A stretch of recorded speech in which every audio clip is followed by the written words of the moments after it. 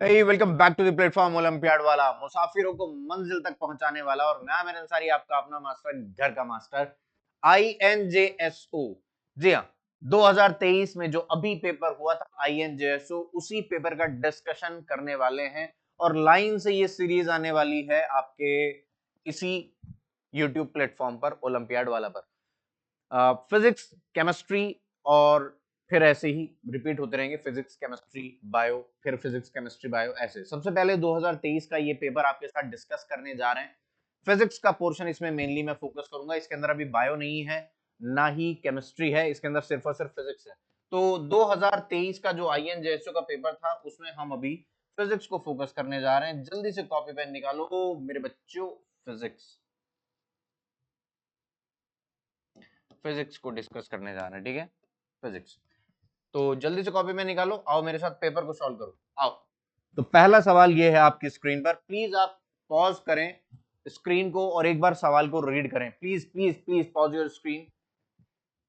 तो उम्मीद है आपने सवाल पढ़ लिया होगा। तो सवाल क्या कह रहा है यहाँ पर, angular size of an object. पहले आपको उसने डेफिनेशन समझाई, वो मान ही नहीं रहा कि आपको कुछ पता है, कह रहा है मैं खुद ही बताऊंगा और फिर खुद ही बताकर उससे सवाल पूछूंगा। उसने कहा कि एंगुलर साइज पे थोड़ी सी बात कर लेते हैं कि एंगुलर साइज क्या होता है। कह रहा angular size of an object is the angle subtended by the object for that distance and size. मतलब कोई आदमी मेरे से थोड़ी दूर पर खड़ा है, ये मेरी आंख है, ठीक है, मैं यहां से इसको देख रहा हूं। तो लाइन ऑफ साइट का जो टॉप मोस्ट, मैं जब उसके टॉप मोस्ट पॉइंट को देख रहा हूंगा, तो यहाँ पर जो एक लाइन है, उसका बॉटम मोस्ट पॉइंट को जब देखूंगा, वो जो लाइन ऑफ साइट होगी, उन दोनों के बीच का जो एंगल है, इस एंगल से, इस पोजीशन से, इस पोजीशन से इस ऑब्जेक्ट का इतने डिस्टेंस दूर,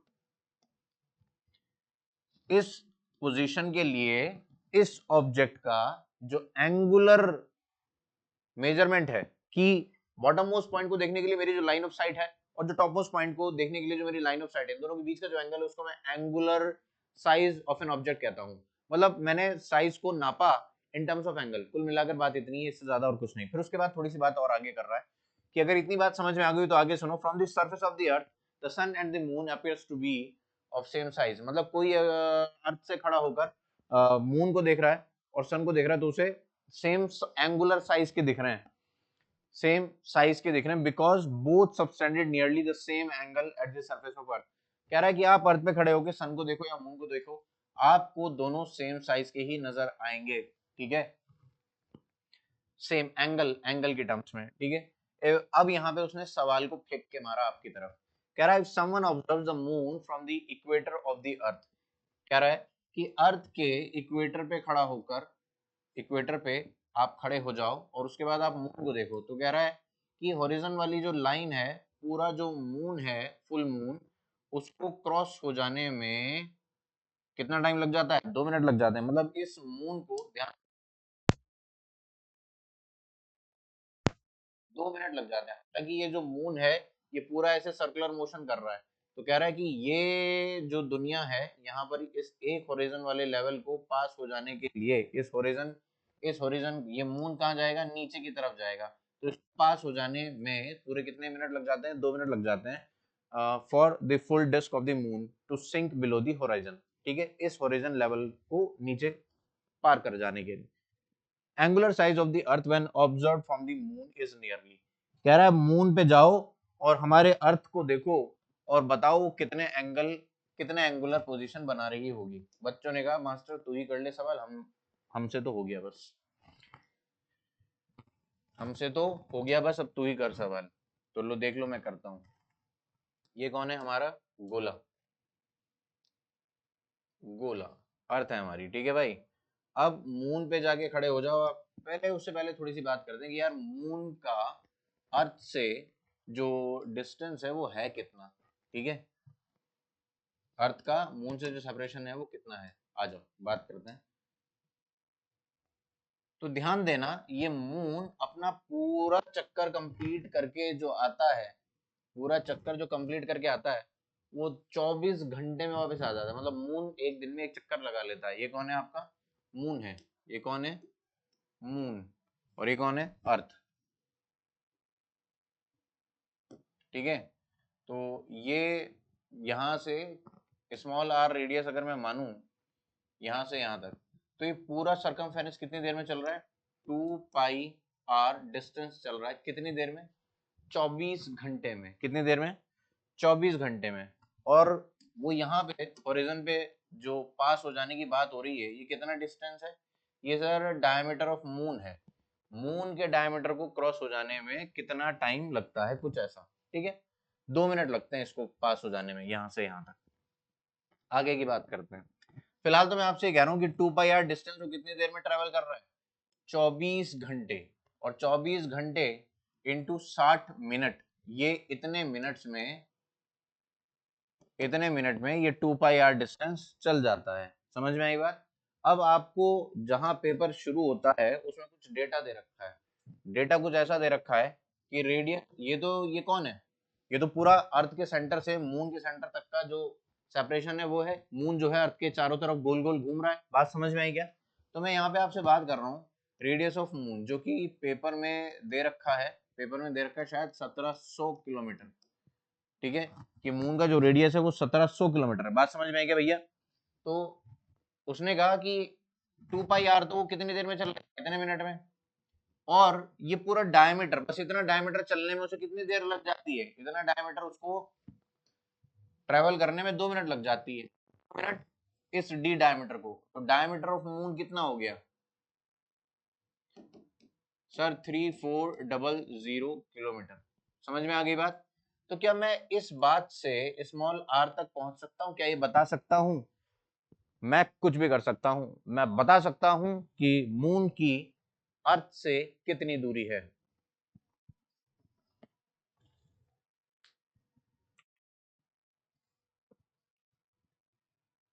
तो यहां से ये आर डिस्टेंस मैं निकाल लूंगा बहुत आराम से। कैसे? कि मुझे इतना तो समझ में आ गया कि 2 पाई आर कितनी मिनट्स में चल रहा है? इतनी मिनट्स में। पूरा 2 पाई आर जो घूमेगा ये कितने इतने मिनट्स में घूम रहा है। तो डी डिस्टेंस कितनी देर में घूम जाएगा, ये कितनी देर में चल जाएगा? उसी ने बताया कि 2 मिनट में चल जाएगा। तो आर निकालना बहुत आसान। कर ले बात? कर लो आओ।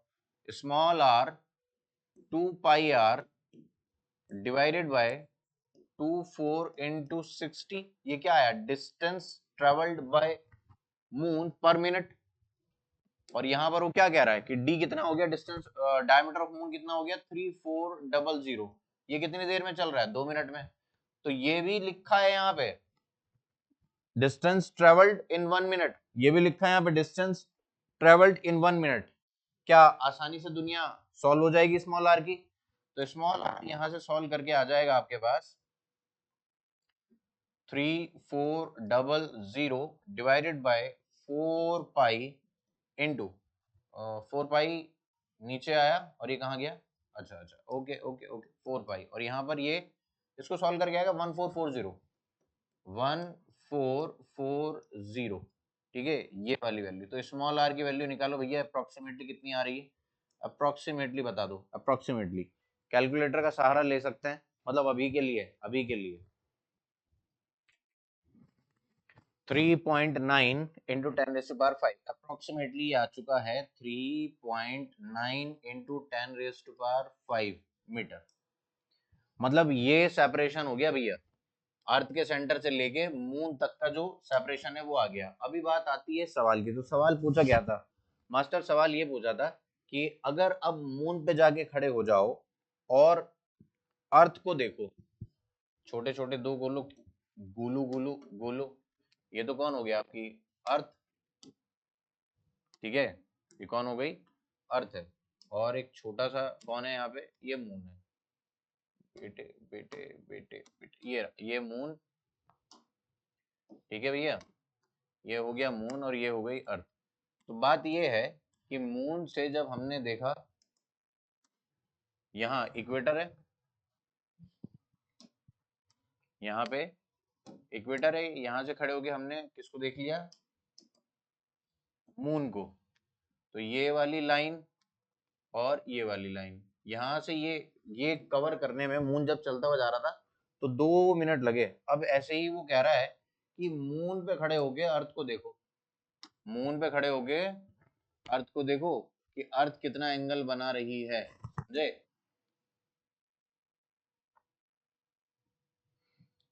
ठीक है, अब यहाँ पे ये बात समझने की है कि जितना टाइम हमें मून का लगता है कि वो 24 घंटे ले रहा है पूरा सर्कल कंप्लीट करने में, अगर मून पे खड़े होकर देखोगे तो अर्थ भी तो 24 ही घंटा लेगी।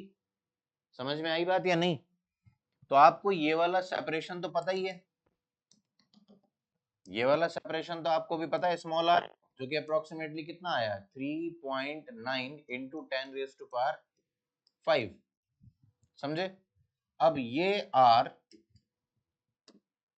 अब इसको आर्क की तरीके से देखो, और ये कितना है, diameter of earth, diameter of अर्थ, मैं इसको डी डैश बोल रहा हूं, तो डायमीटर ऑफ अर्थ कितना है, डी डैश बोले तो डायमीटर ऑफ अर्थ, दुनिया जानती है डायमीटर ऑफ अर्थ, मैं कह रहा हूं दुनिया जानती है कि 6400 किलोमीटर इसका रेडियस होता है, 6400, तो 12800 किलोमीटर, ये क्या हो गया, डायमीटर ऑफ अर्थ।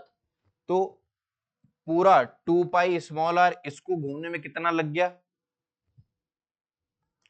क्या बोल रहा था मैं, हाँ, तो पूरा 2 पाई आर घूमने में तो 24 घंटे लगते हैं, तो इतना घूमने में कितनी देर लगेगी, उसने देर पूछी नहीं, उसने सिर्फ एंगल पूछा।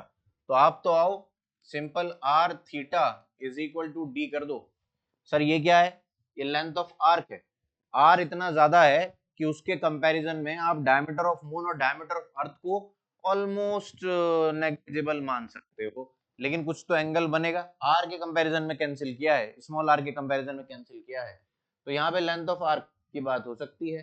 ठीक है, आर थीटा एक छोटा सा आर्क है, और ये एंगल कुछ बन रहा है, जो कि यहाँ से ये वाला एंगल अपने को बताना है, ये वाला एंगल कितना आएगा, ये थीटा बताना है, ये स्मॉल आर रेडियस का काम करेगा, ये आर थीटा, ये डायमीटर ऑफ अर्थ निकल आएगा। समझ में आई बात, डी डैश, डी डैश, तो डी डैश कितना है मेरे बच्चों, डी डैश है सर 12800, 12800, और आर की वैल्यू कितनी है, आर की वैल्यू आएगी माँ साहब आएगी 3.9 into 10 raise to the power 5।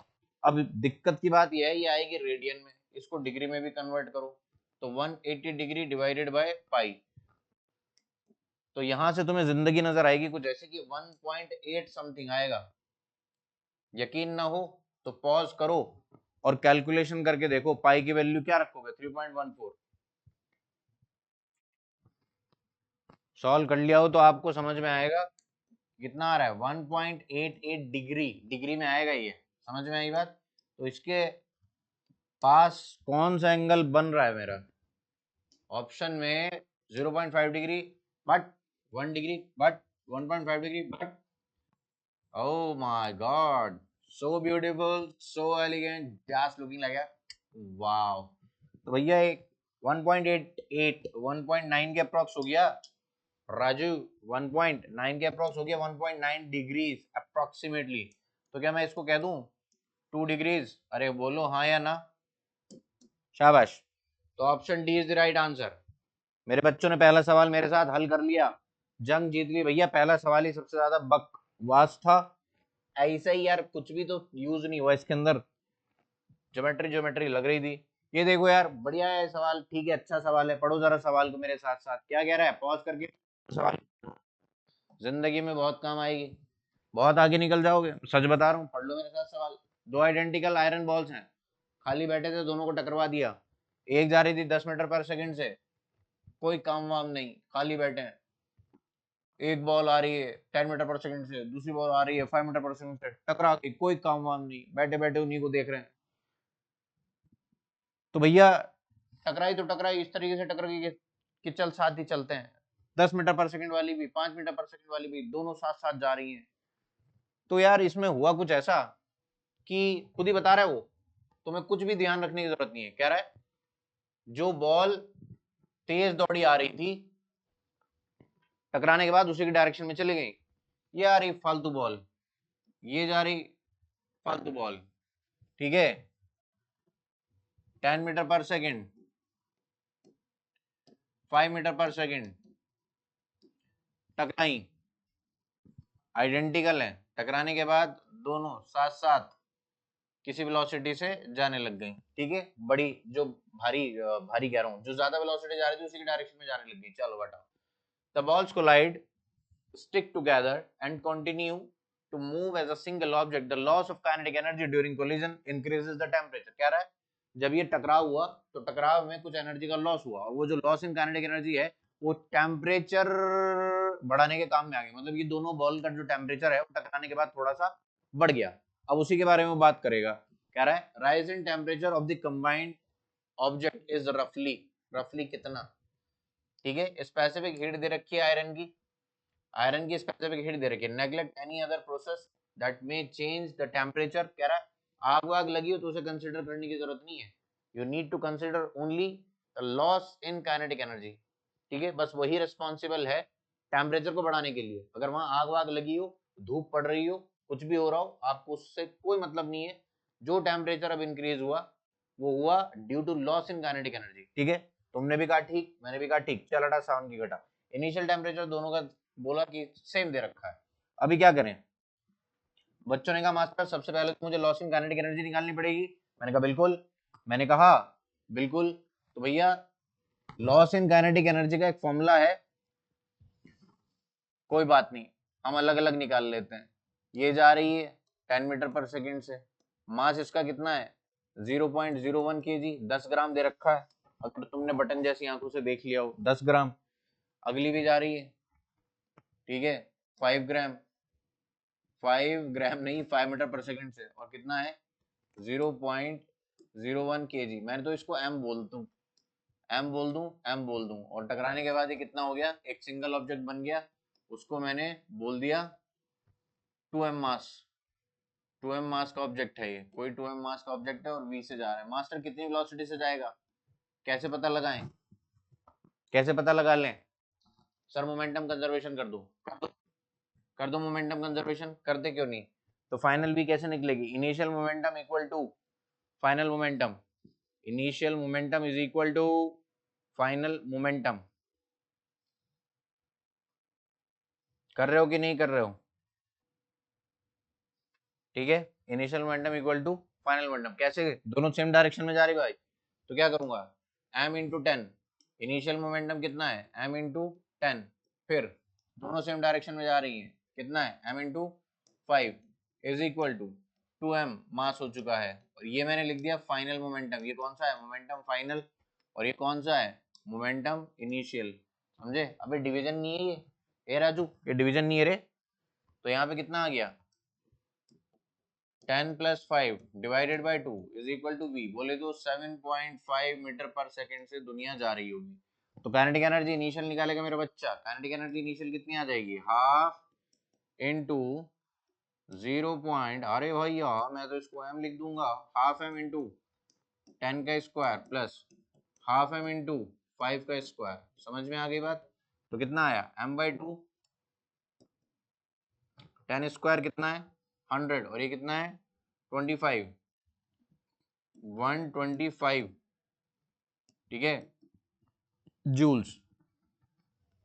m की वैल्यू दे रखी है 0.01 kg, ठीक है। फिर उसके बाद काइनेटिक एनर्जी फाइनल लिखी बच्चों ने। काइनेटिक एनर्जी फाइनल कितनी होगी, हाफ इंटू 2m इंटू 7.5 का स्क्वायर, कितनी आ जाएगी m इंटू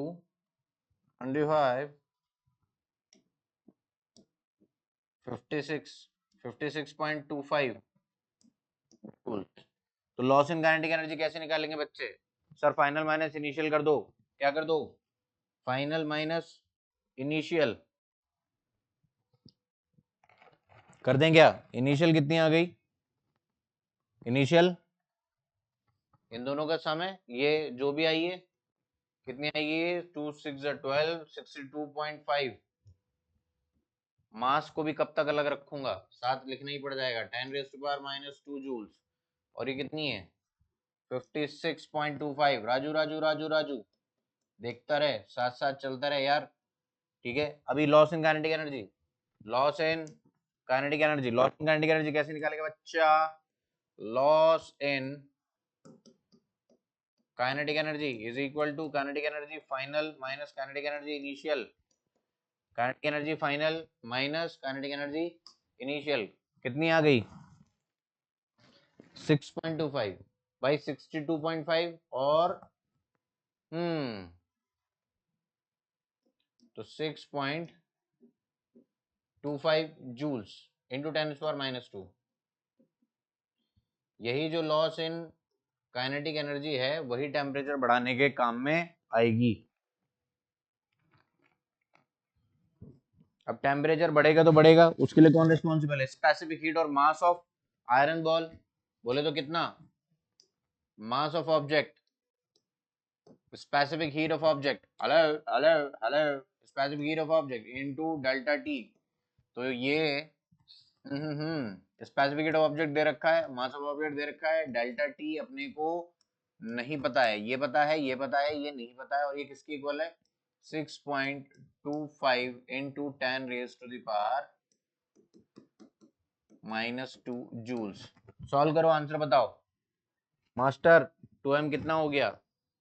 2m की वैल्यू हो गई 2 इंटू 10⁻²। सॉल्व करके आता है 0. Bond, James bond. सर ऐसे तो कोई ऑप्शन नहीं है, ध्यान से देखो, जेम्स बॉन्ड 007 आंसर है 0.007। डेल्टा टी की वैल्यू आएगी यहाँ से, इसको सॉल्व करके राजू राजू राजू सॉल्व करेगा, सॉल्व करेगा, हल्के में नहीं लेने का, हल्के में नहीं लेने का। क्या 0.007 जूल्स आ रहे रे बाबा, जूल्स आ रहे बाबा, जूल्स जूल्स जूल्स। Hello hello hello hello hello, है क्या कोई ऑप्शन? मिलता है क्या? मिलता है मिलता है मिलता है बाबा। ओ भाई, ओ भाई, क्या ही बात है, क्या ही बात है। चकमा देने की कोशिश कर रहा है, कह रहा है बच्चा आंसर भी निकाल ले तब भी गलत करवा दूंगा। 0.007 0.07 0.007 ये आंसर है। बहुत तेज हो रहा है, बहुत तेज हो रहा है भाई। अगला सवाल बहुत ही मजाक सवाल है, बहुत ही ज्यादा मजाक सवाल है, बहुत ही ज्यादा मजाक सवाल है। उसने कहा पढ़ लो, उसने कहा पढ़ लो, उसने कहा कि भैया एक आदमी है, दोनों फालतू हैं, कोई काम दाम नहीं, कोई काम वाम नहीं। एक्स कार घर से निकली, उसकी इनिशियल वेलोसिटी यू थी, एक्सेलरेशन ए था। मास्टर सामने से सवाल पढ़ने दे, ओके।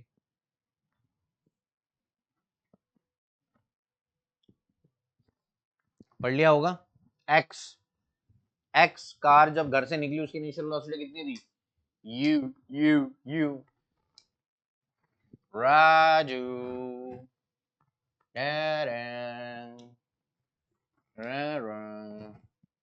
मैंने तो ऑप्शन पढ़ रखे हैं इसलिए मैं डायरेक्ट सवाल अटेम्प्ट करने आ गया। सवाल अटेम्प्ट करने आया तो आया, सवाल समझाने भी आया। आ जाओ देखो, एक एक्सिस ये पकड़ लो, एक एक्सिस ये पकड़ लो। तो भैया ये कौन है? नीचे वाला, नीचे वाला टाइम है। वेट कहाँ गया? एरो कहाँ गया? ऐसे नाराज क्यों हो रहा है यार?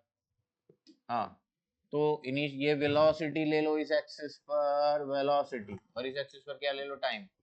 जब एक्स घर से निकला उसकी इनिशियल वेलोसिटी कितनी थी?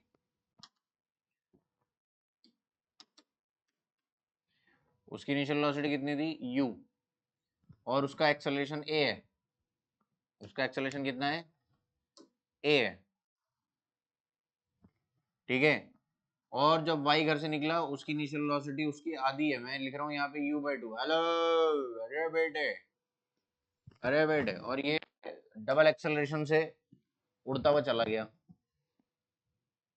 एक्स ने भी कहा उड़ ले, उड़ ले, कितना उड़ेगा भाई? वाई के पास एक्सेलरेशन ज्यादा था, वाई के पास एक्सेलरेशन ज्यादा था, तो उसे तो एक ना एक दिन ओवरटेक करना ही था, भले ही कम वेलोसिटी से घर से निकला हूं। अरे हाँ या ना? तो इस टाइम उसने ओवरटेक कर लिया। देखना राजू, बेटे बेटे बेटे, मेरे बच्चे इधर देखा, इधर देखा रे। यहाँ इस वाले टाइम पे दोनों, इस टाइम पे तो वेलोसिटी सेम हुई। सॉरी, देख देख देख, ये वीटी ग्राफ है, तो इस टाइम पे दोनों की वेलोसिटी सेम हुई है, लेकिन एक ना एक दिन तो ओवरटेक कर ही लेगा। समझ रहा है या नहीं? समझ रहा है या नहीं? देख, जो कार एक्स है उसकी स्पीड ज्यादा थी, उसने इनिशियली उसकी इनिशियल वेलोसिटी u थी, लेकिन एक्सेलरेशन उसका a था, ऐसे ही कोई दूसरी कार है, उसकी भले ही स्पीड आधी से स्टार्ट किया हो, लेकिन भाई उसके कमाने का जो रेट था वो था ज्यादा। मास्टर तो क्या बकवास कर रहा है, मैं बस ये बकवास करना चाह रहा हूँ कि भले ही उसकी इनिशियल वेलोसिटी आधी हो, लेकिन एक्सेलरेशन उसके पास डबल है। एक बच्चा भले ही उसने लेट पढ़ना शुरू किया, लेकिन वो दिमाग से तेज है, वो जल्दी कर लेगा। तो भैया अब ये जो y है ये डेफिनेटली x को ओवरटेक करेगा। लेकिन ऑप्शन अगर हम पढ़ें तो तुम्हें समझ में आएगी कुछ बात है कि पूछ क्या रहा है। कह रहा car x and y will have same speed when car y overtakes car x। जब कार y कार x को ओवरटेक करेगी, क्या है कि दोनों की वेलोसिटी सेम है, दोनों की वेलोसिटी सेम है। ओए भाई, oh wow, so beautiful, so elegant, just looking like a wow. मैं क्या कह रहा हूं कि जब कार एक्स को कार वाई ओवरटेक कर रही है, जब कार एक्स को कार वाई ओवरटेक कर रही है, तो उनकी स्पीड सेम है या नहीं, इस बात पे डिस्कशन होना है। पहली बात तो ये, जब ओवरटेक कर रही होंगी तो दोनों सेम डिस्टेंस ट्रेवल कर चुकी होंगी।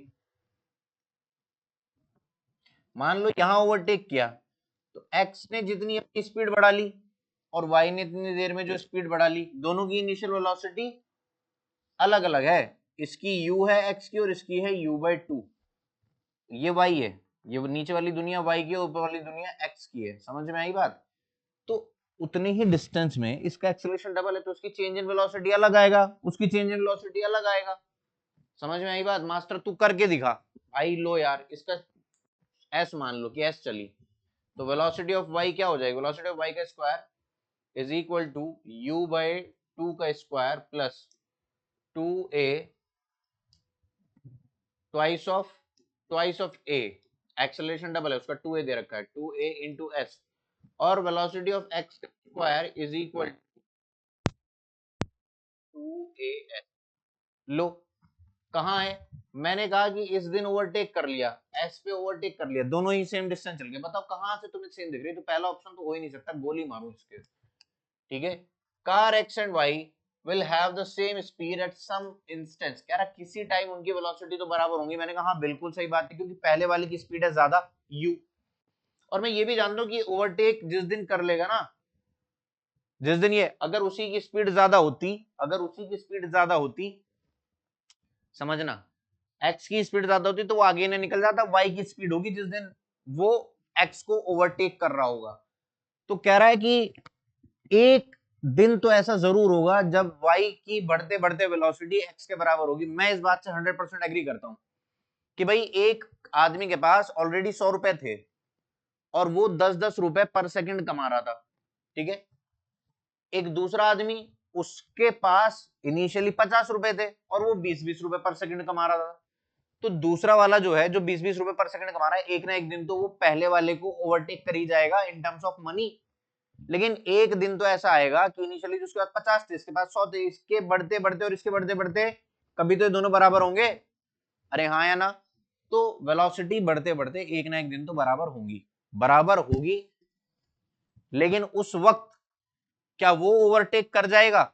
ये सोचने वाली बात है।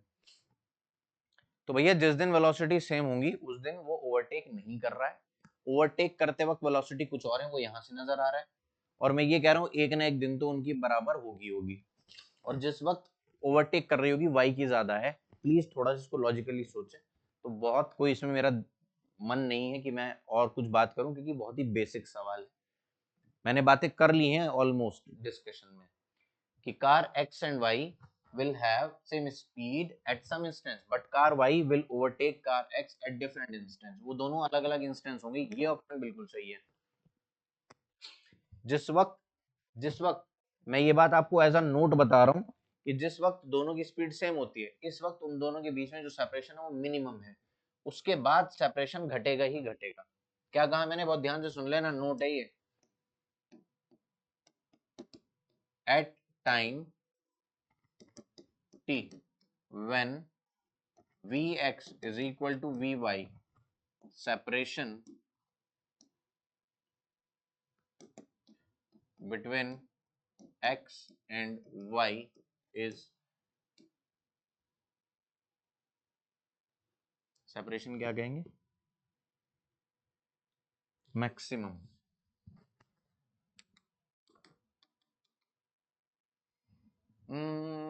ओवरटेक में ना, इसमें नहीं मैं बात कर सकता, इसमें नहीं मुझे बोलना चाहिए, उसमें तो sorry sorry sorry, no no no note, no note. बस बढ़ते बढ़ते एक इंसिडेंट ऐसा आएगा, इनिशियली क्या हो रहा है यार कि यू, इनिशियली जो सेपरेशन है वो बढ़ रहा था, फिर वो कम होने स्टार्ट हो गया और कम होते होते जीरो हो गया। इनिशियली एक्स आगे भाग रहा है बहुत तेजी से, वाई ने स्टार्ट किया धीरे धीरे वो सेपरेशन कम करने की कोशिश कर, लेकिन सेपरेशन बढ़ता जाएगा बढ़ता जाएगा बढ़ता जाएगा। मुझे लिख देना चाहिए सेपरेशन मैक्सिमम इज मैक्सिमम, लिख ही लो, कंफ्यूज कर दिया मास्टर ने, है ना।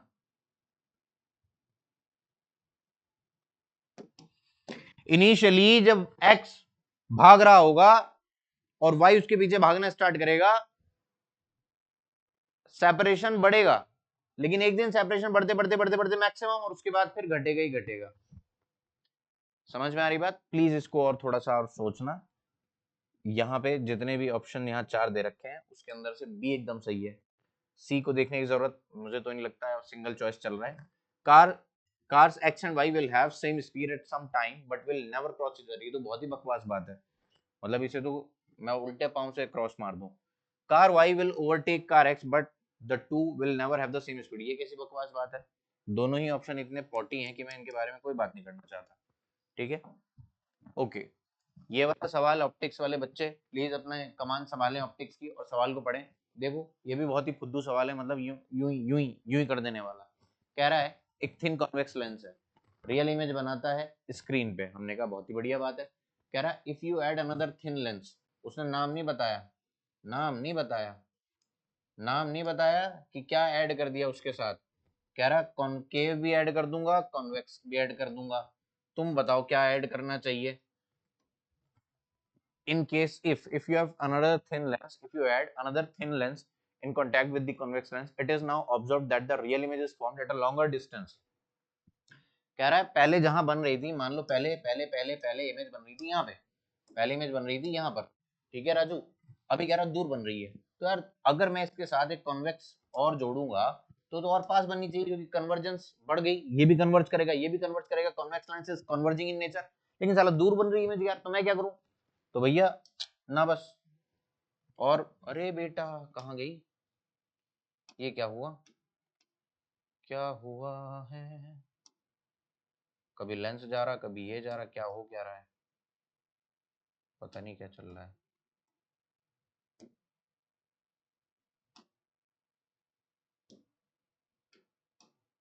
हाँ भाई, तो बात कुछ ऐसी है कि यहाँ पर कौन है, एक कॉन्वेक्स लेंस ही जोड़ा गया होगा, क्योंकि अब दूर जा रही है, एक थिन लेंस जो जोड़ा उसने, अब वो साथ में क्या है, कॉन्वेक्स लेंस है। समझ में आई बात? यार ये गलत बात है, क्या चल रहा है ये, हाँ जी, तो कॉनकेव जोड़ा है क्योंकि दूर जा रही है, डाइवर्जेंस हो रहा है। तो अब देख लेते हैं क्या क्या ऑप्शन है। A new lens added is a convex lens, तुझे तो मैं देखते ही काट दूंगा। A new lens is added a convex lens, तुझे तो मैं देखते ही काट दूंगा। New lens added a concave lens, इसकी बात कर सकता हूँ। ओ माय गॉड, आगे तो बात पलट दी इसने, कॉनकेव लेंस की भी 2 ऑप्शन आ गए, कॉनकेव लेंस कॉनकेव लेंस। कह रहा है शॉर्टर फोकल लेंथ या लॉन्गर फोकल लेंथ। अब इसकी बात समझ में आती है, उसने कहा दूर बन रही है तो मैंने कहा कॉनकेव है, उसने कहा रियल बन रही है, तो इसका मतलब चाहे ये कितना भी बड़ा कॉनकेव बनता हो अपने आप में, ये कितना भी कॉनकेव बन लेगा, लेकिन जो ओवरऑल है वो कन्वर्जिंग ही है, तभी तो रियल बन रही है। ये कितना भी बड़ा कॉनकेव बन ले अपने आप को, लेकिन कॉन्वेक्स को पार नहीं पा पाएगा, तभी तो रियल इमेज बनेगी। अगर कॉन्वेक्स को पार पा गया, कॉन्वेक्स को ओवरकम कर गया, तो ये तो डाइवर्जिंग हो जाती है overall, and real image virtual image में कन्वर्ट हो जाती थी। उसने कहा साफ साफ, it is now observe that a real image again the image formed is real, लेकिन वो कहां बन रही है, थोड़ा दूर बन रही है। तो इसकी फोकल लेंथ जो होनी चाहिए, इसकी फोकल लेंथ जो होनी चाहिए, the new lens added is a concave lens with a shorter focal length या लॉन्गर फोकल लेंथ। भैया अगर शॉर्टर फोकल लेंथ होगी तो पार हो जाएगी डाइवर्जिंग की ज्यादा, पार डाइवर्जिंग ज्यादा हो गई, तो शॉर्टर फोकल लेंथ नहीं, लॉन्गर फोकल लेंथ। समझ में आई बात? Longer focal length, longer focal length, power कम, power is inversely proportional to focal length. तो मुझे तो ओवरऑल कन्वर्जेंस चाहिए, मुझे तो ओवरऑल क्या चाहिए? कन्वर्जेंस। अगर शॉर्टर फोकल लेंथ हो जाती तो भैया पार डाइवर्जेंस बढ़ जाती। कह रहा जितनी कॉन्वेक्स की फोकल लेंथ है उससे ज्यादा या उससे कम? मैं कह रहा हूं भैया डेफिनेटली उससे ज्यादा, क्योंकि फोकल लेंथ जितनी ज्यादा उतनी पार कम। तो power of convergence must be greater than the power of divergence. ओ ओ ओ ओ, समझ में नहीं आया? Option D is the right answer. Next question,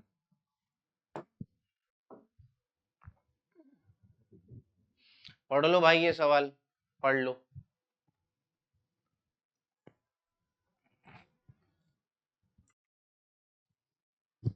खाना खा के गर्मी लगती है? नहीं मास्टर, ठंड लगती है। खाना खा के प्यास एकदम से लगती है, पानी पीने का दिल चाहता है? हाँ मास्टर, ऐसा होता है। चलो सुनो, ऐसा क्यों होता है। कह रहा है evaporation of water in the form of sweat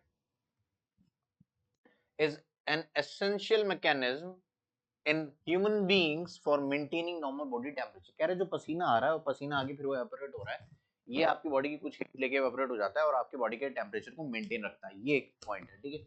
दूसरी बात वो बोल रहा है कि एक ह्यूमन बॉडी की जो स्पेसिफिक हीट कैपेसिटी है दैट इज 3.5 किलो जूल पर केजी पर केल्विन, ठीक है। 3.5 किलो जूल पर केजी पर केल्विन, यानी 1 kilogram human body, 1 kilogram human body, और एवरेज निकाल रखा है।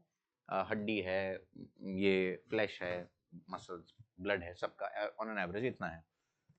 तो 1 किलो की अगर ह्यूमन बॉडी है तो 1 केल्विन का टेम्परेचर राइज करने के लिए 3.5 किलो जूल एनर्जी देनी पड़ेगी, and vice versa.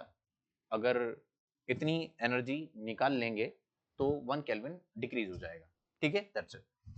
And heat of vaporization of sweat at body temperature 37 degree Celsius, temperature of 37 degree Celsius पर जब आदमी होता है तो उसका जो स्वेट का इवेपोरेशन का जो दे रखा है हीट ऑफ वेपोराइजेशन, वो 3.5 mega joule, sorry 2.3 mega joule पर केजी, यानी 1 किलो की बॉडी पे जो पसीना आ रहा होगा तो वो इतनी इतनी हीट लेकर इवेपोरेट हो जाता है, कुछ ऐसा समझ लो, ठीक है। चलो, अब उसने कहा कि एक बलविंदर नाम का आदमी है, उसने खाना खाया, प्रिस्क्राइब्ड डाइट उसने ली, उस बॉडी का टेम्परेचर उसका 82 केजी का वो आदमी था, ठीक है। तो उसका जो बॉडी टेम्परेचर है 2 डिग्री सेल्सियस से बढ़ गया खाना खाने के बाद। अब उसे इसे प्रिवेंट करना, मतलब कह रहा कि मुझे गर्मी ना लगे, मेरा टेम्परेचर ना बढ़े बॉडी का, तो उसने क्या करा, एन बॉटल्स पानी की पी ली, मिनरल वाटर की। एक बॉटल के अंदर 250 ml पानी होता है, तो उसे 37 डिग्री सेल्सियस पे ही रखना है अपनी बॉडी का temperature, assuming that the entire this water is converted into sweat। कह रहे हैं कि अगर मान लें कि जितना पानी उसने पिया वो सारा पसीना बन के उड़ गया, ठीक है, तो कितनी बॉटल उसको पीनी पड़ जाएंगी अपनी बॉडी का टेम्परेचर 37 डिग्री सेल्सियस ही रखने के लिए। तो मैं तो सिर्फ इतना जानता हूं कि जितनी हीट मिलेगी उतनी इवेपोरेट करवा दो, क्या समझे? जितनी हीट जनरेट हो रही है उसको इवेपोरेट करवा दो, बस बात खत्म, टेम्परेचर उतना ही रहेगा। समझ में आ रही बात आपको? मैंने कहा heat generated is equal to heat generated is equal to heat loss, तो टेम्परेचर वही रहेगा। समझ में आई बात? तो हीट जनरेट हो क्यों रही है? खाना खाने की वजह से, खाना खाने की वजह से। तो 82 किलो का जो आदमी है उसके कितनी हीट जनरेट हो रही है? 2 डिग्री सेल्सियस टेम्परेचर चेंज होने से कितनी हीट जनरेट कर लेगा? तो एम एस डेल्टा टी लगेगा, M S delta T, M S delta T mass of body, specific heat of body into delta T, जो कि क्या है 2 डिग्री सेल्सियस। उसने खुद ही बता दिया कि 2 डिग्री सेल्सियस से। बात समझ में आ गई क्या? तो अब ये इवेपोरेट होना है, तो मास ऑफ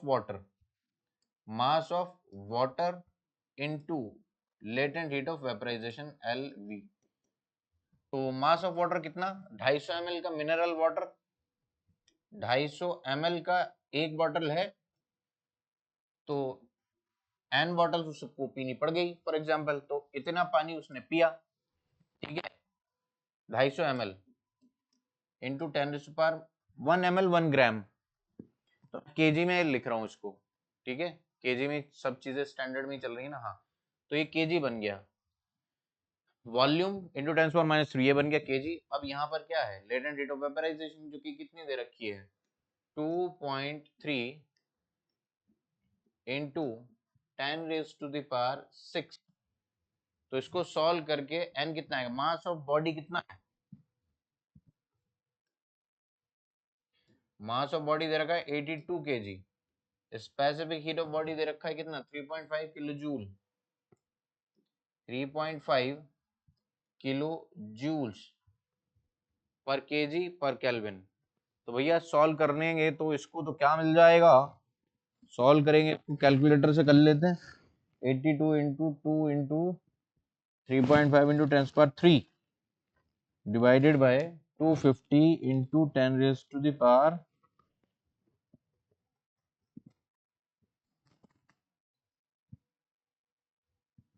250 ml,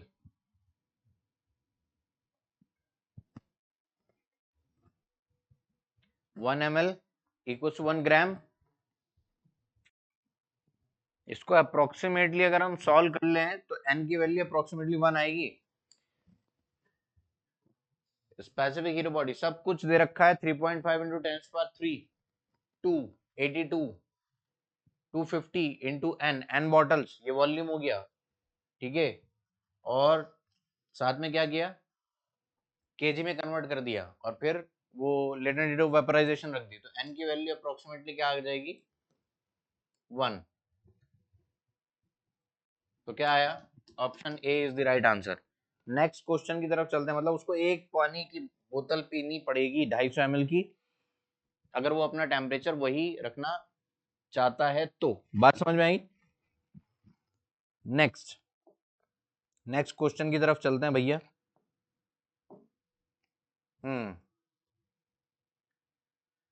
पढ़ो पढ़ो इस सवाल को।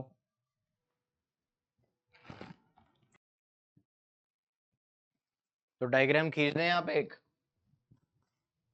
सवाल और गहरा समझ में आएगा। कहानी ये है कि ऐसा एक कमरा है, मास्टर ये कमरा कहाँ है, अभी बनाने तो भाई पूरा।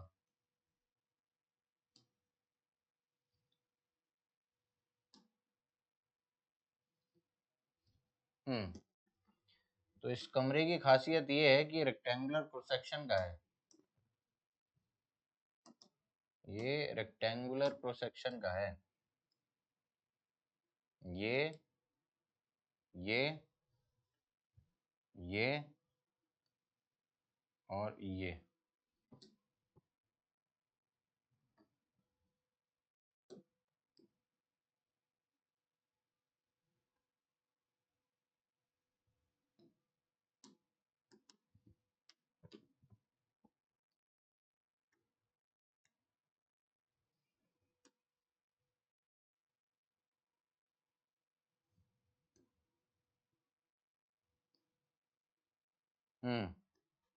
कमरा बन गया तैयार, कमरा हो गया तैयार भैया।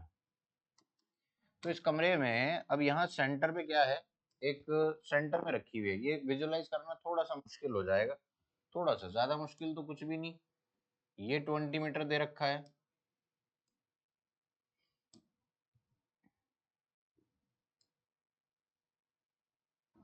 ये भी 20 मीटर दे रखा है,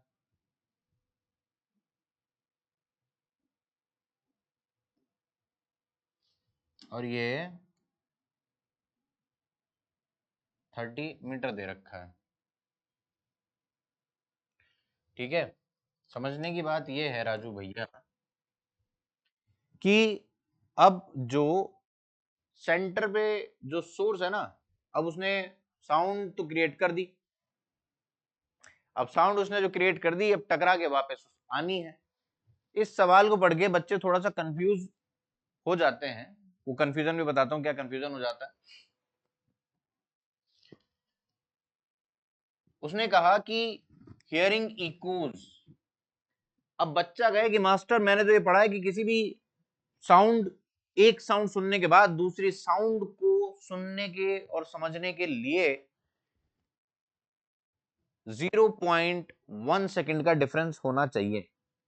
0.1 सेकंड का डिफरेंस होना चाहिए, क्योंकि मेरा दिमाग 1/10 सेकंड में एक ही साउंड को प्रोसेस कर पाता है।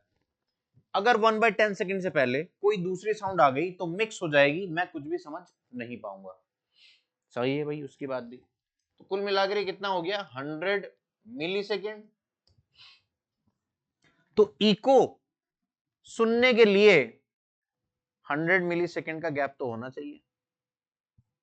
तो 100 मिली सेकेंड का गैप यहां पर इन तीन ऑप्शन में नहीं है, इसमें पास है। तो बच्चे कहेंगे master option D is the right answer, ABC को गोली मारो। लेकिन उसने खेला कहां आपके साथ, खेला खेल कहां, some of the instance of time when echoes can be detected. कह रहा वो सारी पॉसिबिलिटी कि इको सुनी जा सके और डिटेक्ट हो जाए। डिटेक्ट करने के लिए जरूरी नहीं कि 100 मिली सेकेंड का डिफरेंस होना चाहिए। अब डिटेक्ट तो होगी, हमारे कान नहीं सुन पाएंगे, ये अलग बात है। हियरिंग इकोज अलग बात है और डिटेक्टिंग इकोज अलग बात है।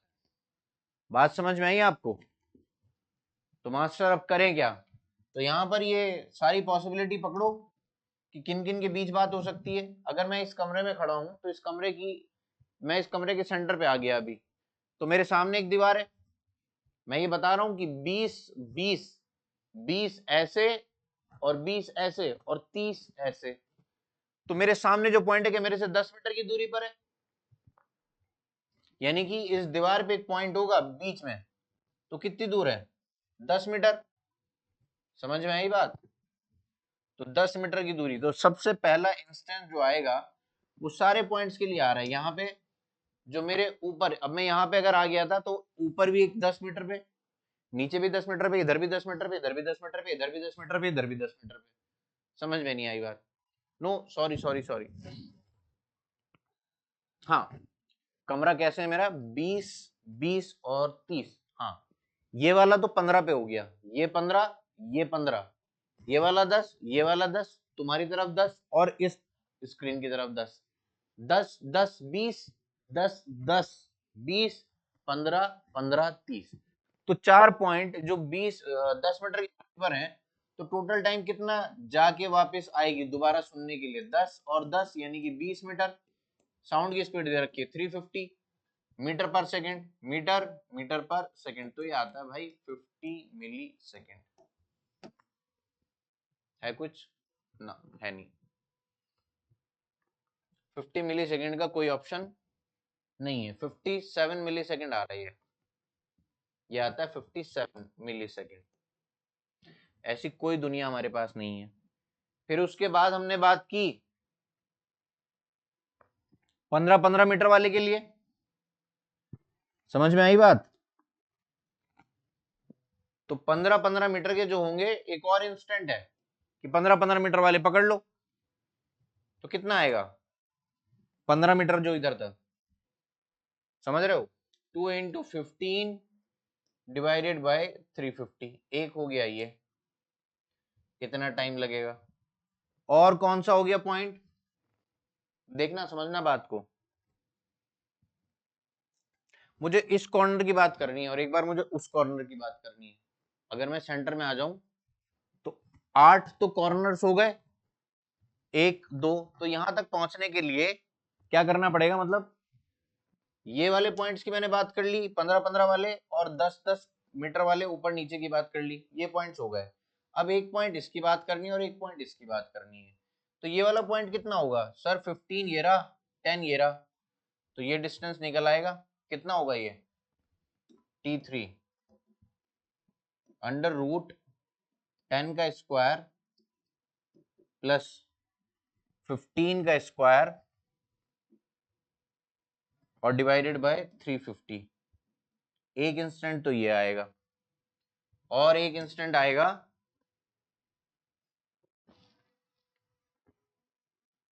This distance square plus this distance square, तो कॉर्नर तक का डिस्टेंस आ जाएगा। थोड़ा सा दिमाग लगेगा भैया। बॉडी डायगोनल का आधा कर लो, एक बार फेस डायगोनल का आधा कर लो। समझ रहे हो? फेस डायगोनल कितना है? 30 और 10। यहां से खेल लो, कहीं से भी कर लो, बातें वहीं आनी है। समझ रहे हो? फेस डायगोनल के लिए 20 का स्क्वायर 30 का स्क्वायर, तो सेंटर से बीच में अगर मैं यहाँ पे आगे खड़ा हो जाऊं कमरे के बीच में, तो उधर देख के दीवार पे उसके ऊपर एज के सेंटर पे, तो एक इंस्टेंट वो आ गया जो कि कितना है? √10 का स्क्वायर प्लस 15 का स्क्वायर डिवाइडेड बाय 350। एक इंस्टेंट तो ये हो गया, और एक इंस्टेंट अभी मैं बता ही रहा हूं आपको कौन सा है वो। बॉडी डायगोनल निकाल लो। बॉडी डायगोनल क्या हो जाएगी? 10 का स्क्वायर, बॉडी डायगोनल 30 का स्क्वायर प्लस 20 का स्क्वायर प्लस 20 का स्क्वायर डिवाइडेड बाय 350, और इसका आधा करना है। ये तो पूरी बॉडी डायगोनल हो गई, उसका आधा। अब ये हो गया d/2, बॉडी डायगोनल का आधा डिवाइडेड बाय 350। एक इंस्टेंट आ गया ये t4। कैलकुलेट करो, आंसर बताओ, आंसर बताओ। एक मिनट, ये वाला तो मैंने डबल कर दिया था, ये वाला भी डबल कर दिया था, इसको डबल करना बाकी रह गया। √10 का स्क्वायर, 10 का स्क्वायर प्लस 15 का स्क्वायर अंडर रूट में आ गया, उसका डबल भी करना पड़ेगा, जाना और आना। तो यहाँ पे एक 2 और है, और यहाँ पर भी एक 2 और आएगा, कि ये तो d/2 तो सिर्फ कॉर्नर जो है ना यहाँ सेंटर पे है। अब ये इस कॉर्नर के साथ जो डिस्टेंस बना रही, तो जाना और आना, तो ये तो कितना हो गया? d/2। समझे? उस कॉर्नर का इस कॉर्नर के साथ, तो वो बॉडी डायगोनल हो गई। इस बॉडी डायगोनल को जब सेंटर से देखेंगे तो ये इतना डिस्टेंस आएगा। तो कुल मिलाकर आपको जो ऑप्शन मिलेंगे ना भैया, ये वाला ऑप्शन मिलेगा, ये वाला मिलेगा, और 103 भी मिलेगा। तो option A, B and D all are right options. Detect हो जाएगी, सुनाई दे या ना दे वो एक अलग बात है, सुनाई तो दे ही नहीं सकती। 0.1 सेकंड से पहले अगर कोई आ गई साउंड, तो भैया वो डिटेक्ट हो, वो हियर कान नहीं पकड़ सकते उसको, लेकिन हाँ डिटेक्ट जरूर हो जाएगी। ठीक है, अगले सवाल की तरफ चलें, देखना क्या कह रहा है। कह रहा है कि इलेक्ट्रॉन यहाँ O पॉइंट पे एंटर करा इतनी वेलोसिटी से, कुछ टाइम बाद हमें A पे मिला और XY प्लेन में ही मूव कर रहा था। यहाँ हो सकती है, यहाँ हो सकती है, वहां हो सकती है, बस A पॉइंट पे है और उसकी वेलोसिटी XY प्लेन में ही है। A पर है और उसकी वेलोसिटी A पर ही है और उसकी वेलोसिटी XY प्लेन में ही है। ठीक है, तो अब कह रहा है क्या क्या ऑप्शन हो सकते हैं। तो पहली बात तो ये समझो कि motion the above motion can be due to the presence of uniform electric field along negative y direction। अगर इलेक्ट्रिक फील्ड इधर हुई along नेगेटिव y, तभी पॉसिबल है। अगर इलेक्ट्रिक फील्ड इधर की तरफ हो गई तो फोर्स आएगी ऊपर की तरफ, तो इसके ऊपर अगर फोर्स आ जाए ऊपर की तरफ और इनिशियल वेलोसिटी इस डायरेक्शन में हो, तो ये वाला पाथ लेगा या नहीं लेगा? बिल्कुल लेगा। कि इनिशियल डायरेक्शन, इनिशियल जो वेलोसिटी थी उसके पास एक्स एक्सिस के अलोंग थी, और वाई डायरेक्शन में उसके पास कोई फोर्स है, फोर्स की वजह से कोई एक्सेलरेशन है, तो पार्टिकल ऐसे जा सकता है, कोई बड़ी बात नहीं है, उसी प्लेन में रहेगा, कोई दिक्कत नहीं है। तो ये बात बिल्कुल सही है। Motion of electron from O to A can be due to the presence of uniform magnetic field perpendicular to the XY plane and outwards। करके देख लेते हैं। इलेक्ट्रॉन है तो V क्रॉस B अगर बाहर की तरफ हुई तो V क्रॉस B। फॉर्मूला क्या होता है मैग्नेटिक फोर्स का? मैग्नेटिक फोर्स का फॉर्मूला क्या होता है? Charge V vector cross B vector. तो मैग्नेटिक फील्ड डायरेक्शन है बाहर की तरफ, तो V क्रॉस B कहाँ आई? नीचे। लेकिन इलेक्ट्रॉन है नेगेटिव चार्ज पार्टिकल, तो फोर्स की डायरेक्शन कहाँ है? ऊपर। तो ये वाली पॉसिबिलिटी भी है कि यूनिफॉर्म सर्कुलर मोशन करेगा और हो सकता है वो ए पे मिल जाए, वेलोसिटी में कोई चेंज नहीं आएगा, सॉरी स्पीड में कोई चेंज नहीं आएगा, वेलोसिटी के मैग्नीट्यूड में कोई चेंज नहीं आएगा, ठीक है, वेलोसिटी के मैग्नीट्यूड में कोई चेंज नहीं आएगा, डायरेक्शन जरूर बदल जाएगी, तो ठीक है, ये वाली बात भी बिल्कुल सही है। Motion of electron from O to A can be possible due to the presence of both electric field and magnetic field, uniform magnetic field and uniform electric field दोनों हो सकती हैं with the proper magnitude and directions. समझने की बात ये है, कह रहा है इलेक्ट्रिक फील्ड भी हो कोई दिक्कत नहीं, कह रहा मैग्नेटिक फील्ड भी हो कोई दिक्कत नहीं, क्या दोनों मिलके ऐसा कुछ सेटअप नहीं कर सकती? And a uniform electric field proper magnet, हाँ तो कुछ भी हो, इलेक्ट्रिक फील्ड नीचे लगी हो वो भी फोर्स ऊपर लगा रही है, मैग्नेटिक फील्ड भी लगी हो वो भी फोर्स ऊपर लगा रही है, तो ऐसे चला जाएगा, तब भी क्या ए पॉइंट नहीं मिल सकता, लेकिन वेलोसिटी में तो कोई चीज एक्स वाई प्लेन में तो रहेगा ना, वो एक्स वाई प्लेन से बाहर तो नहीं गया, ए पॉइंट पे मिलने की पॉसिबिलिटी है या नहीं? बिल्कुल है, तो सी ऑप्शन भी सही है। कह रहा in the given figure the path of electron O to A will necessarily be along a straight line, ये नहीं हो सकता, ये कतई नहीं हो सकता, अगर मैग्नेटिक फील्ड होगी तो वो सर्कुलर घुमाना चाहेगी और इलेक्ट्रिक फील्ड होगी तो वो ऊपर ले जाना चाहेगी, इसके पास इनिशियली वेलोसिटी है तो इसे तो कुछ कर्व लेके ही जाना पड़ेगा ए तक, तो डी गलत है। समझ में आया? नेक्स्ट क्वेश्चन की तरफ चलते हैं।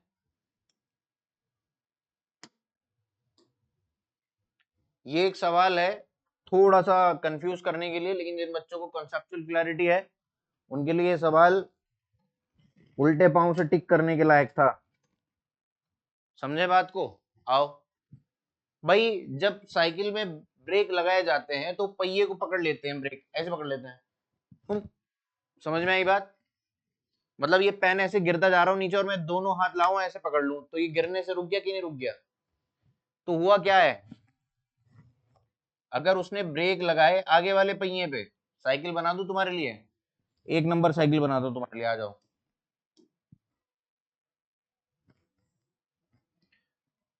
व्हील व्हील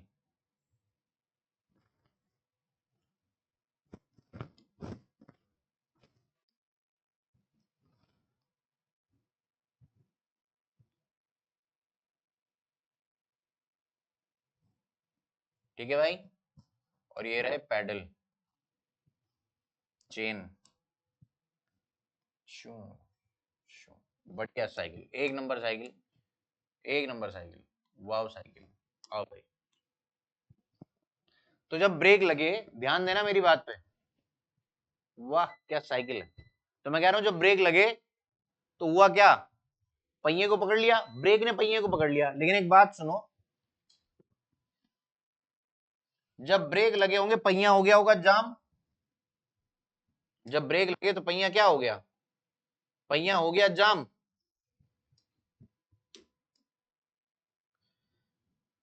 तो ये ग्राउंड के साथ आगे घसीटना चाहता है, ये ग्राउंड को आगे फोर्स लगा रहा है पहिया, लेकिन ग्राउंड ने इसके ऊपर कहां फोर्स लगाई, पीछे। अगर पीछे पीछे की बात कर लें तब भी यही बात है, पहिए ने घसीटना चाहा आगे, पहिए ने घसीटना चाहा आगे, कहा ग्राउंड को चलो मेरे साथ, ग्राउंड ने कहा चल तेरी ऐसी की तैसी, मैं तो नहीं जाता, तू भी यहीं रुक, तो फ्रिक्शन किसकी वजह से आई ग्राउंड ने फोर्स लगाई साइकिल पर पीछे की तरफ। अब ऑप्शन पढ़ लो, तुम्हें क्लैरिटी अपने आप आएगी। If she applies only on the front brake, the force due to both the tyres reduce her cycle से स्पीड। भाई force due to both the tyres, दोनों टायर एक दूसरे पे कैसे फोर्स लगा सकते हैं यार, कैसी बात है ना ये, कोई एक्सटर्नल, मैं भागा जा रहा हूं तो मैं खुद को नहीं रोक सकता, कोई और अपोजिंग फोर्स मेरे पे लगाएगा तो मैं रुक पाऊंगा, मैं खुद नहीं रुक सकता, मुझे कोई एक्सटर्नल फोर्स लगाएगा मेरे ऊपर तो रुकूंगा मैं, भले वो फ्रिक्शन ही क्यों ना हो। तो क्या कह रहा है, if she applies brakes only the front brake, the force due to ground reduces her cycle speed, ये ऑप्शन सही है, समझ में भी आता है। if she applies only the rear brake, the force due to rear tire reduces her cycle speed, ये भी गलत बात है यार, ये भी गलत बात है। The force due to rear tyre reduces, भाई फोर्स वो मतलब ऐसा है कि पहिया घूम रहा है आगे की तरफ और ब्रेक रोक रहे हैं उसको, तो ये वाली चीज नहीं रोकती भैया। यही मिसकंसेप्शन है कि ब्रेक ने इस टायर को पकड़ के रोका, तो ब्रेक ने फोर्स लगाई टायर पे पीछे, टायर ने ब्रेक्स पे फोर्स लगाई आगे, ये तो कैंसिल हो गई। तो टायर कैसे रोक सकता है? ये तो फ्रिक्शन फोर्स है ग्राउंड की जो रोकेगा साइकिल को। समझ में आया? If she applies only the rear brake the force due to ground, मैं तो कहता हूं कि तुम ग्राउंड को फ्रिक्शनलेस बना दो, 2-4 रिफाइंड की कनस्तर उल्टे कर दो वहां पे, और उसके बाद साइकिल लेके जाओ मस्त, बढ़िया ब्रेक लगाओ। कौन रोक रहा है? अब रोक के दिखाओ। अगर तुम कह ही रहे हो कि ब्रेक रोकते हैं, साइकिल का पहिया रोकता है, तो साइकिल का पहिया तो अब भी साइकिल में है। घर में ले आओ साइकिल, मार्बल का फर्श और टाइल्स वाइल्स बिछी हुई हो मस्त, तुमने एक धारा के कच्ची घानी का तेल के कनस्तर उल्टे कर दिए, और अब अपनी साइकिल को दौड़ाओ और ब्रेक लगाओ बढ़िया, एक नंबर ब्रेक। तो अब रोक के दिखाओ। अगर तुम्हारी साइकिल के पहिए ही रोक लेंगे तो रोकवा लो उनसे, तो वो नहीं रोक पाते भैया, वो तो इंटरनल फोर्सेस एक दूसरे को कैंसिल कर देती है। एक्सटर्नल फोर्स ग्राउंड जो लगाता है साइकिल पे, वो फ्रिक्शन है, वो रोकती है दरअसल साइकिल को। तो option B, option D right options हैं। ठीक है, अगले सवाल की तरफ चल रहे हैं। सवाल थोड़ा सा बड़ा है, देख के सांस ना रोक लेना और भाग मत जाना। मैं भी तो टिका हूं यहां पे, तुम भी टिको। मास्टर तेरा तो काम है पढ़ाना। अच्छा ठीक है, आजा सवाल को पढ़ लो यार। 7 नंबर का सवाल है, कह रहा है एक स्टील की बॉल है 100 ग्राम की, छत में चिपकी हुई है मस्त, कोई काम वाम नहीं, 4 किलोग्राम का उसका मास है। इलेक्ट्रोमैग्नेट चल रहा है, with an electromagnet of mass 0.5 kg resting on the, क्या कह रहा है? A steel ball of mass is attached to the ceiling of a cabin of mass 4 kg, magnet of mass 0.5 kg resting on the upper side as shown in the figure. At some instant electromagnet releases which allows the ball to fall and hit the floor of the cabin. ठीक है, कह रहा है कि जब तक electromagnet है तो ये चिपकी हुई है, इलेक्ट्रोमैग्नेट ने रिलीज कर दिया,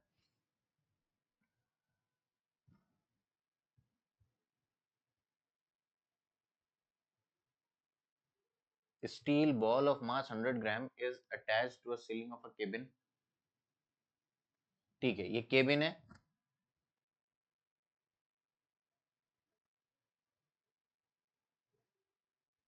और ये इलेक्ट्रोमैग्नेट, ये सेटअप है, प्रॉपर एक सेटअप है, बढ़िया। अब क्या हुआ, ये इसके साथ चिपकी हुई है, ऐसे चिपकी हुई है, लेकिन जैसे ही इलेक्ट्रोमैग्नेट ने इसको रिलीज कर दिया, तो ये बॉल आगे टप से नीचे गिर पड़ी। ठीक है, material of the floor is ball comes, कह रहा कि जैसे ही बॉल गिरी पटक से रेस्ट पे आ गई। ऐसा नहीं कि बहुत टपर टपर टपर टपर टप टप टप टप टप टप ऐसे नहीं करके रुकी, बस रुक गई। ठीक है, अब उसने आगे 4 ग्राफ दे रखे हैं, P Q R S, the time interval of collision is too small to fit into the time scale. कह रहा मतलब गिरी तो बस ठप से गिर गई, ये जो बॉल है ऐसे ये गई तो बाउंस बैक नहीं हुई, बस यहाँ गिरी टप, ठश ठश ऐसे करके रुक गई, बहुत बढ़िया। ठीक है, अब क्या कह रहा है कि कौन सा ग्राफ है जो सबसे सही इसकी वेइंग मशीन की रीडिंग को दर्शा देगा? कौन सा ऐसा ग्राफ है जो इसकी वेइंग मशीन की रीडिंग को एकदम सटीक तरीके से बता देगा? ऑप्शन देखते हैं भाई। एक बात सुनो, जब आगे गिरेगा तो नॉर्मल बढ़ेगा या घटेगा? पी को तो देखते ही काटा मार दूंगा मैं। जब आगे गिरेगा तो नॉर्मल बढ़ेगा घटेगा? तो इन 3 ऑप्शन में है ऐसी बात, बड़ा बड़ा बड़ा। कोलिजन टाइम ये है, कोलिजन इंस्टेंट ये है जिस वक्त नॉर्मल खटाक से बढ़ गया। समझ में आई बात? लेकिन अब सवाल ये है कि ये तो हो ही नहीं सकता, इन तीनों में से कौन सा सही है, क्यू आर एस में से कौन सा सही है? समझे? क्यू आर एस में से कौन सा सही है, इसके ऊपर बात करनी है। तो बाकी 3 ग्राफ में से अगर तुम ध्यान से देखो यार, जब वो डिब्बा जो केबिन जिसको बोल रहा है और यहाँ पे कुछ इलेक्ट्रोमैग्नेट उसके साथ कुछ है, इसका और इसका मास जुड़ के कुछ हो रहा होगा। 4 किलो का तो यही था, देखो 4 किलो का तो यही है केबिन, और 0.5 केजी का ये है, और ये है 0.1 केजी की। तो एक बात बताओ, जैसे ही इलेक्ट्रोमैग्नेट उसको छोड़ेगा, रिलीज कर देगा, तो वो तो हवा में आ गई ना, और हवा में जैसे ही आई तो क्या हुआ, कुछ मास कम होना चाहिए ना, इसका नॉर्मल रिएक्शन कुछ कम होगा, और जैसे ही आके टकराएगी तो एकदम से नॉर्मल रिएक्शन बढ़ेगा। मतलब ऐसा हुआ कि जैसे ही इलेक्ट्रोमैग्नेट इस बॉल को रिलीज करेगा तो रीडिंग घटनी चाहिए, क्योंकि इससे पहले रीडिंग इसकी भी ऐड हुई हुई थी, और जैसे कुछ रीडिंग कम होगी टकराए एकदम से बढ़ गई। ऐसा कौन सा ग्राफ है इसमें रीडिंग घटी और फिर बढ़ी? आर। तो आर ऑप्शन जो है वो पहले पहले क्वेश्चन का पहले पार्ट का आंसर है। समझ में आई बात? Determine the height of the cabin using the data from the graph. यहां पर कितना टाइम लगा? 0.5 सेकंड यहां पर है और 0.2 सेकंड यहां पर है, सॉरी 0.05, 0.05, यानी कि 0.15 सेकंड में वो पूरा गिर गया, 0.15 सेकंड में गिर गया। जो फ्री फॉल है वो 0 पॉइंट, मतलब इतना ही तो टाइम लगा। जिस वक्त रिलीज हुआ रीडिंग घट गई, और जब आके टकराया रीडिंग बढ़ गई। और यहाँ टकराया जो ये 0.2 नहीं है, ये 0.19 है एक्चुअली, आपको शायद ये दिख ना रहा हो। ये 0.2 से एक बॉक्स पहले, मतलब एक बॉक्स में भी यहाँ पर 5 डिवीजन हैं, समझे? तो 0.19,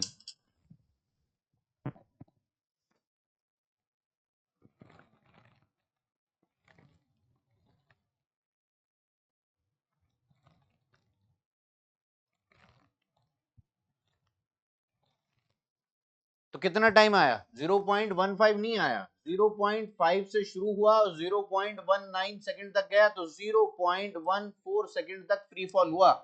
तो कितनी हाइट हो गई?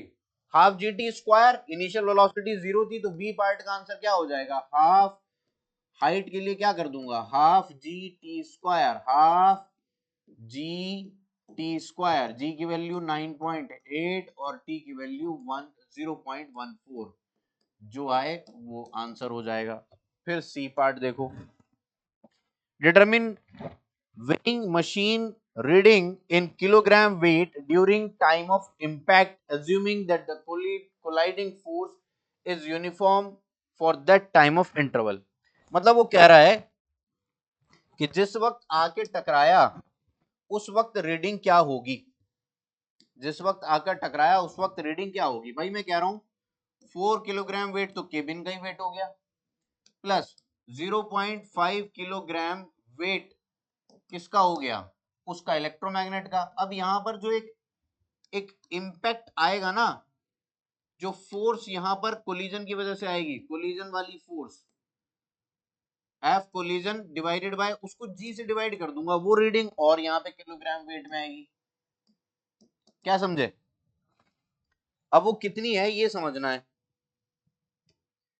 इनिशियली वो कितनी थी, रीडिंग कितनी थी? 4.56, एक मिनट, नहीं 4.6। इनिशियली कितनी थी यहां पर? 4 किलोग्राम वेट प्लस 0.5 प्लस 0.1 कितना हो गया? इससे पहले वाली में लिखा है 4, 0.5, 4.5 और ये 0.4, यानी कि 4.6, 4.6 यहां पर आ गई, 4.6 किलोग्राम वेट, समझे? अब उसके बाद ये कितना ऊपर गया? 4.6 यहां पर हो गई, और ये जो एक बॉक्स है ये 0.1 के बराबर है, 0.1 किलोग्राम वेट। इसके ऊपर पता कितना गया मामला? 5, 5, 10 और 4, समझे? ये जो इंपैक्ट है यहां तक एक बॉक्स नीचे है ये, तो कितना आया? 0.1 इंटू 5, तो यानी कि 1.4 किलोग्राम वेट उस कोलिजन की वजह से रीडिंग आई यहाँ पे, ये फोर्स न्यूटन में है। समझ में आ रही बात? यानी कि ये 4.6 किलोग्राम वेट की लेवल थी ये, यानी कितनी हो रही थी ये 446 न्यूटन। 46 में 5 न्यूटन और जोड़ो, 0.1 किलोग्राम वेट किसके बराबर होता है? 1 न्यूटन के बराबर। 0.1 किलोग्राम वेट किसके बराबर है? 1 न्यूटन के। तो कितना हो गया? 5 और 4, यानी कि 14 न्यूटन और 14 न्यूटन और, तो कितना आया ये कोलिजन वाली जो रीडिंग है ये 14 न्यूटन, 15 न्यूटन थी बेसिकली ये, 15 न्यूटन। ये मैंने 46 यहां लिखा, यहां तक ये 45 है, उसके अंदर एक और जोड़ा तो 46। मास्टर बहुत बड़ी बात बता दी। मेरे कहने का मतलब ये है कि 4 किलोग्राम तो भाई वो था केबिन, और 0.5 किलोग्राम वेट का वो था, तो 4.5 तो है ही है। उसके बाद 15 न्यूटन का एकदम से इंपैक्ट आया, यानी कि 1.5 किलोग्राम वेट। तो 4 kilogram weight plus 0.5 weight plus 0.5 के बाद ये कितना है 15/g। मैं 1.5 लिख रहा हूं, 1.5 किलोग्राम वेट, 1.4 आएगा ना? हाँ 1.4, सॉरी, आई एम सॉरी, 1.5। तो कितना आ गया ये 5.5 किलोग्राम वेट। तो रीडिंग कितनी आई 5.5 किलोग्राम वेट। एक बार सवाल देख लूं, 4.5 नहीं, 4.5 प्लस 1.5, आई एम सॉरी, कितना आएगा 4.5 plus 6 kilogram weight, 6 kilogram weight ये आएगी रीडिंग। तो ये वाली किसकी वजह से आई? इम्पैक्ट की वजह से, ड्यू टू इम्पैक्ट,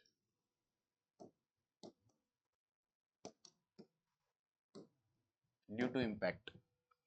जो डी ऑप्शन है उसके अंदर देखें क्या पूछ रहा है, estimate the time interval for collision. इसमें क्या बड़ी बात हुई, ये तो इंपल्स से कर लेंगे मेरे बच्चे। कैसे कर लेंगे? फोर्स कितनी है कोलिजन वाली, ये तो इंपल्सिव फोर्स है ना F collision, into delta T time. तो ये क्या है? Change in momentum. Impulsive force into delta T, ये क्या है? चेंज इन मोमेंटम के बराबर। अब change in momentum P initial, P final minus P initial का मैग्नीट्यूड। पी फाइनल तो जीरो, उसने कहा गिरते ही रेस्ट पे आ गए। पी इनिशियल कितना होगा? Mass of ball, mass of a ball into velocity of ball hitting से पहले, और नीचे की तरफ थी तो माइनस, तो माइनस माइनस प्लस हो जाएगा। तो मैं क्या कर दूं, 0 प्लस मास ऑफ बॉल कितना है 0.1 kg। वेलोसिटी कितनी है नीचे गिरते हुए, वेलोसिटी कितनी होगी? मास इंटू वेलोसिटी, और वेलोसिटी के लिए मैं लिख दूंगा g इंटू टी, यानी कि कितना हुआ 0.1 इंटू 9.8। और कितनी देर तक गिर रहा था वो? अरे बाप रे, ये तो बहुत ही बढ़िया बात हो गई। कितनी देर तक गिर रहा था? 0.14 सेकंड तक, 0.14 सेकंड तक। ये कोलिजन का टाइम है, गिरने का टाइम ये है। ये कौन है? Time of fall. और ये क्या है? कोलिजन का टाइम। कौन सा time? Time interval of collision, time interval of collision. तो एफ कोलिजन, एफ फोर्स पता नहीं, सॉरी टाइम बताना था, डेल्टा टी कोलिजन का। तो यहाँ पे फोर्स से डिवाइड कर दो। कोलिजन की फोर्स कितनी थी जो कोलिजन हो रहा था? 15 न्यूटन। 15 से डिवाइड कर दो, जो आएगा वो आंसर है। आंसर कितना आ रहा है? 9.3 मिली सेकेंड।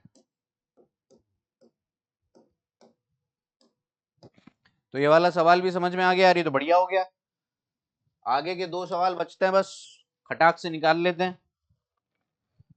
2 नहीं 3 है। आजा, ये वाला सवाल पढ़ते हैं। आजा भाई, इस वाले सवाल में थोड़ी सी बकवास करता है ज्यादा।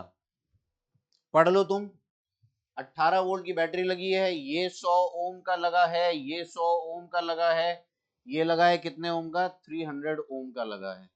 अब कह रहा है पहले पार्ट में कि इसके अक्रॉस वोल्ट मीटर लगा दे। पॉज करके पढ़ लो पहले, तो तुम पॉज करके पढ़ लो। कह रहा है इसके क्रॉस मैंने कोई वोल्टमीटर लगा दिया और उसने नापा कि 14.4 वोल्ट है। R3 के क्रॉस उसने एक वोल्टमीटर लगाया और वो नॉन आइडियल है, ध्यान रहे कैसा है, नॉन आइडियल एमीटर है और नॉन आइडियल ही वोल्टमीटर है जो भी इस्तेमाल होने वाला है। तो सबसे पहले उसने क्या किया कि ये वोल्टमीटर लगाया और उसको 14.4 वोल्ट की रीडिंग मिली, ठीक है। उसके बाद उसने यहाँ R2 के साथ, ये दूसरी बात है, पहली बात तो यही है कि उसने सिर्फ और सिर्फ यहाँ पर क्या लगाया है वोल्टमीटर और उसे 14.4 वोल्ट की रीडिंग मिली। दूसरा केस ये है जब वोल्टमीटर नहीं था, यहाँ एमीटर लगाया गया तो उसे रीडिंग मिली 20 मिली एम्पेयर। और फिर उसने क्या किया, same voltmeter and ammeter simultaneously connected to measure the potential difference R3। फिर उसके बाद दोनों लगा दिए।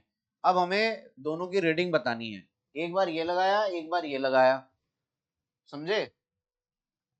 तो हमें दोनों के रेजिस्टेंस पता लग जाए तो बात बन जाएगी।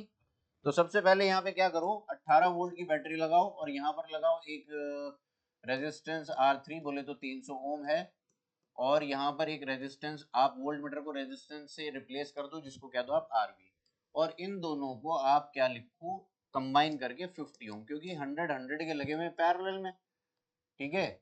अब यहाँ पर कितना आ गया भैया, यहाँ पर कितना है 14.4 वोल्ट, 14.4 वोल्ट, समझे। 14.4 वोल्ट, बचा हुआ कितना है यहाँ पर 3.6, 3.6, तो 3 पॉइंट्स यहाँ से करंट कितना जा रहा होगा 50 डिवाइडेड बाय, करंट की वैल्यू कितनी होगी 50 divided by, I am sorry 3.6 divided by 50, तो ये क्या बन गया करंट आई। अब इसका जो इक्विवेलेंट रेजिस्टेंस है वो कितना आ रहा होगा कि 14.4 बन जाए, कि करंट आ रहा है कितना, ये आई आ रहा है और इसके क्रॉस कितना है 14.4 वोल्ट इज इक्वल टू आई, और इन दोनों का अगर मैं रिजल्टेंट कह दूं कि ये आर इक्विवेलेंट है, इन दोनों का रिजल्टेंट, तो आई इंटू आर इक्विवेलेंट क्या 14.4 के बराबर होगा।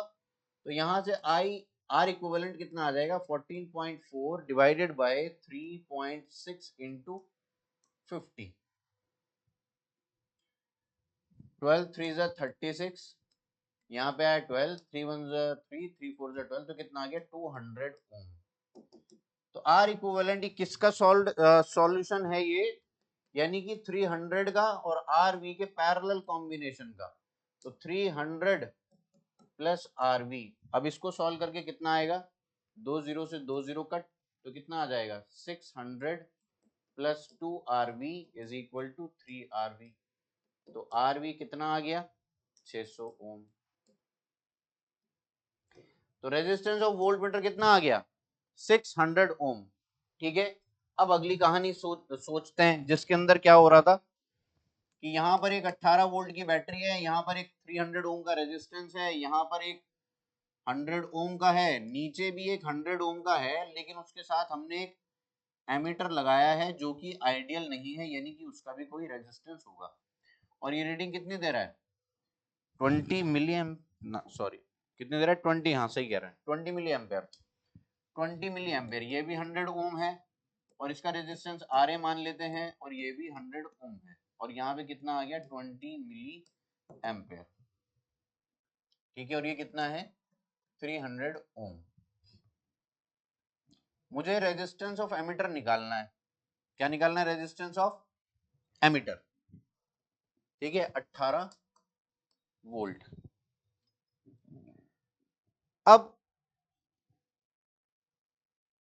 ध्यान देना कि करंट जो आई आ रहा है क्या वो दोनों में डिवाइड होगा, ऊपर क्या जाएगा आई माइनस 20, तो आई माइनस 20 मिली एम्पेयर 100, क्या ये पोटेंशियल डिफरेंस दे दिया, और नीचे वाले का पोटेंशियल डिफरेंस क्या होगा 20 मिली एम्पेयर इंटू 100 प्लस आर ए।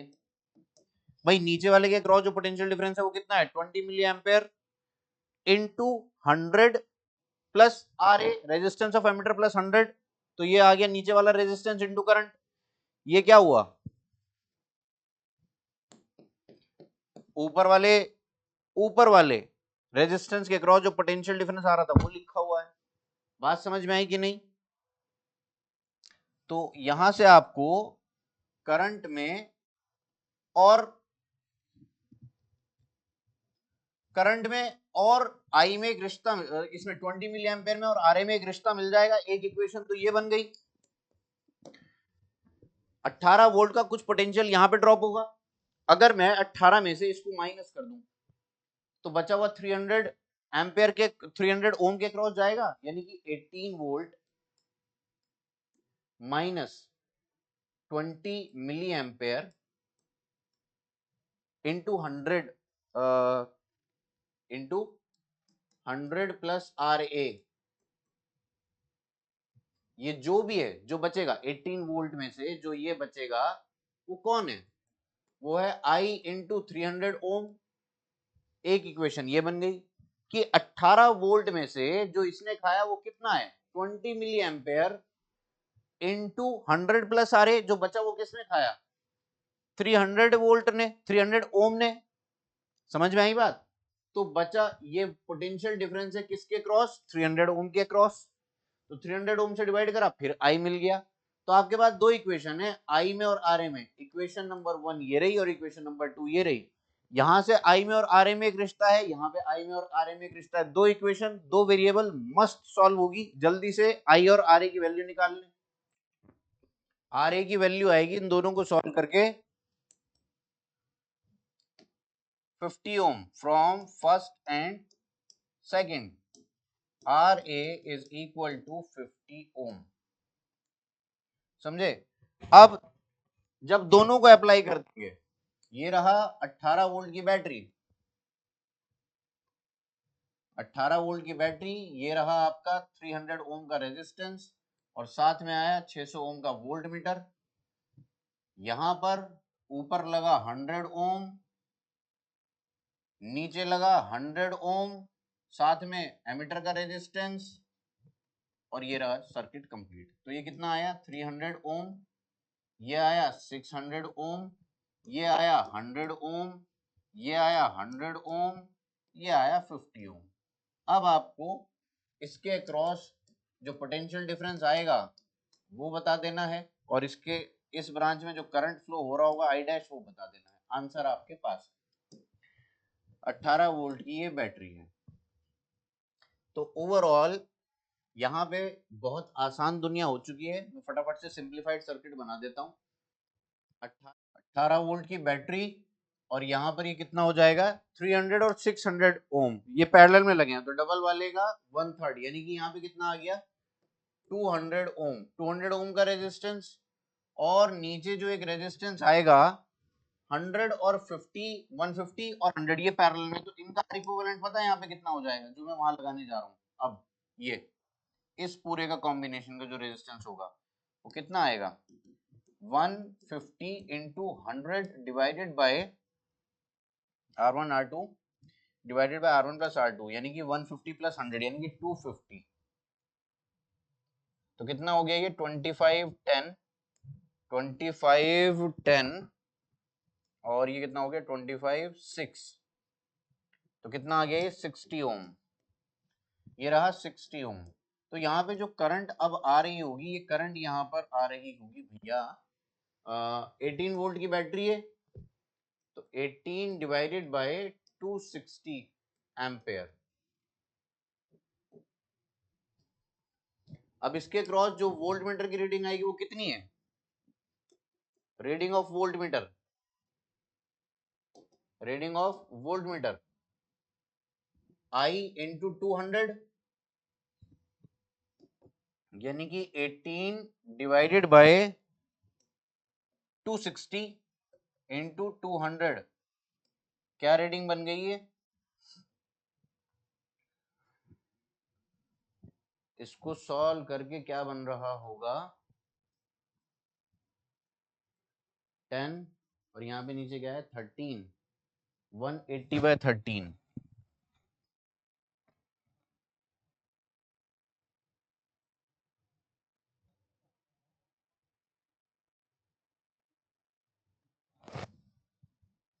इसको सॉल्व करके आ रहा है भाई 13.8 वोल्ट। 13.8 वोल्ट। अब अगर मैं नीचे वाली ब्रांच में आई डैश को निकालना चाहता हूँ, यहाँ से तो कितनी आ रही है, कितनी करंट आ रही थी, 18/260। अब आई डैश निकालने का फॉर्मूला क्या है, दो में डिवाइड करनी है, 100 में और 150 में नीचे, तो 150 में कितनी करंट जा रही होगी,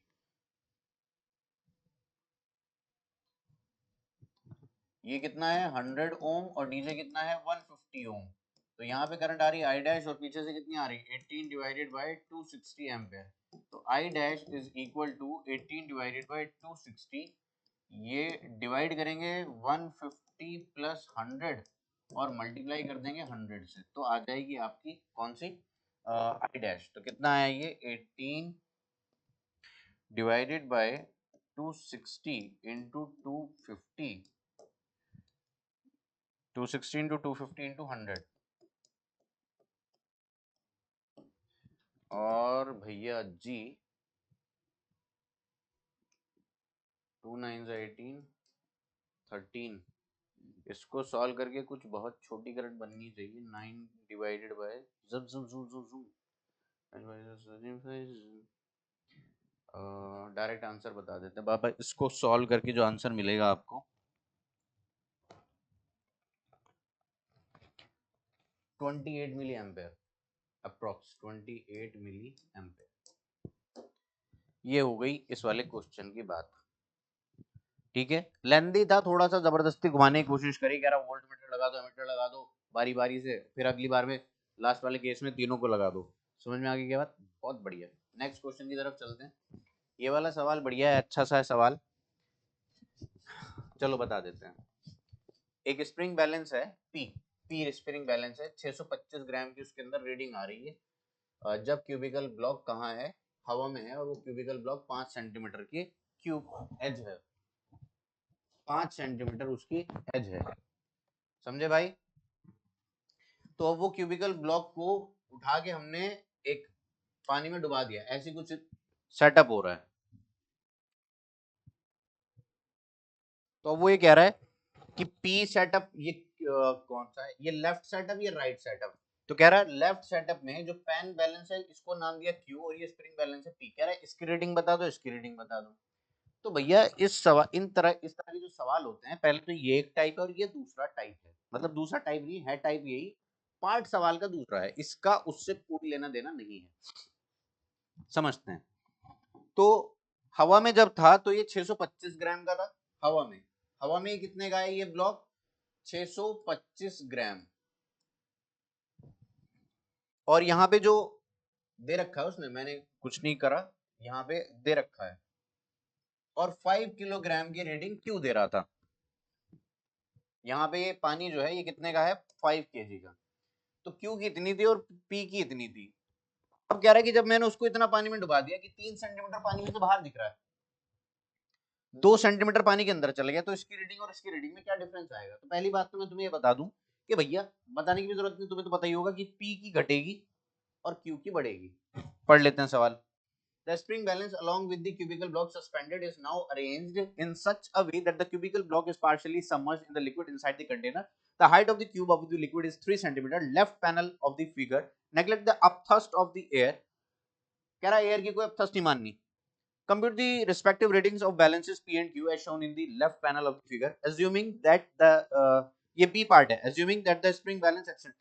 कह रहा है उसको पानी में, ये B part में बाद में पढ़ूंगा, पहले तो तुम ये समझ लो, रीडिंग बतानी है। तो भैया ये जो mg इसके ऊपर नीचे लग रहा था, mg कहाँ लग रहा था नीचे, हाँ या ना। अब इस पे कोई अपथस्ट लग जाएगी ऊपर की तरफ और इस पे नीचे लिक्विड पे उतना ही रिएक्शन नीचे लगेगा, तो एक अपथस्ट इसमें से घटेगी और एक अपथस्ट इसमें ऐड होगी। तो 5 किलोग्राम रीडिंग जो थी यहाँ, अब वो और बढ़ के नजर आएगी, और ये जो 625 ग्राम नजर आ रही थी ये और घट के नजर आएगी। तो पहले तो पॉइंट फोर्स को निकाल लो कि है कितनी।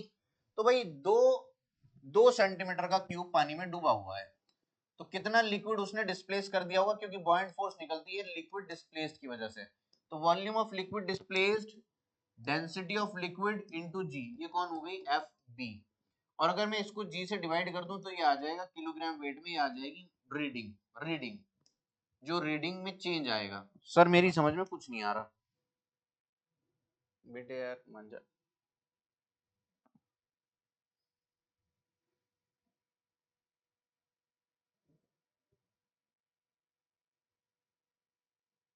कुछ नहीं करो, जो था वही रहने दो। हाँ, तो ये कौन है, एफ वी बाई जी, ये है रीडिंग, रीडिंग में चेंज, रीडिंग में जो चेंज आएगा वो इसकी वजह से आएगा। तो वॉल्यूम ऑफ लिक्विड कितना है, 2 सेंटीमीटर, ये 5 ये तो स्क्वायर बन गया नीचे 5 का, समझ में आई बात। तो भैया ये जो नीचे लिक्विड है ना, ये 2 सेंटीमीटर का और 5 का स्क्वायर बन गया, तो वॉल्यूम कितना हो गया, वॉल्यूम ऑफ लिक्विड डिस्प्लेस। इस वाले केस की बात चल रही है, मैं अगले पेज पे चला जाता हूँ यार,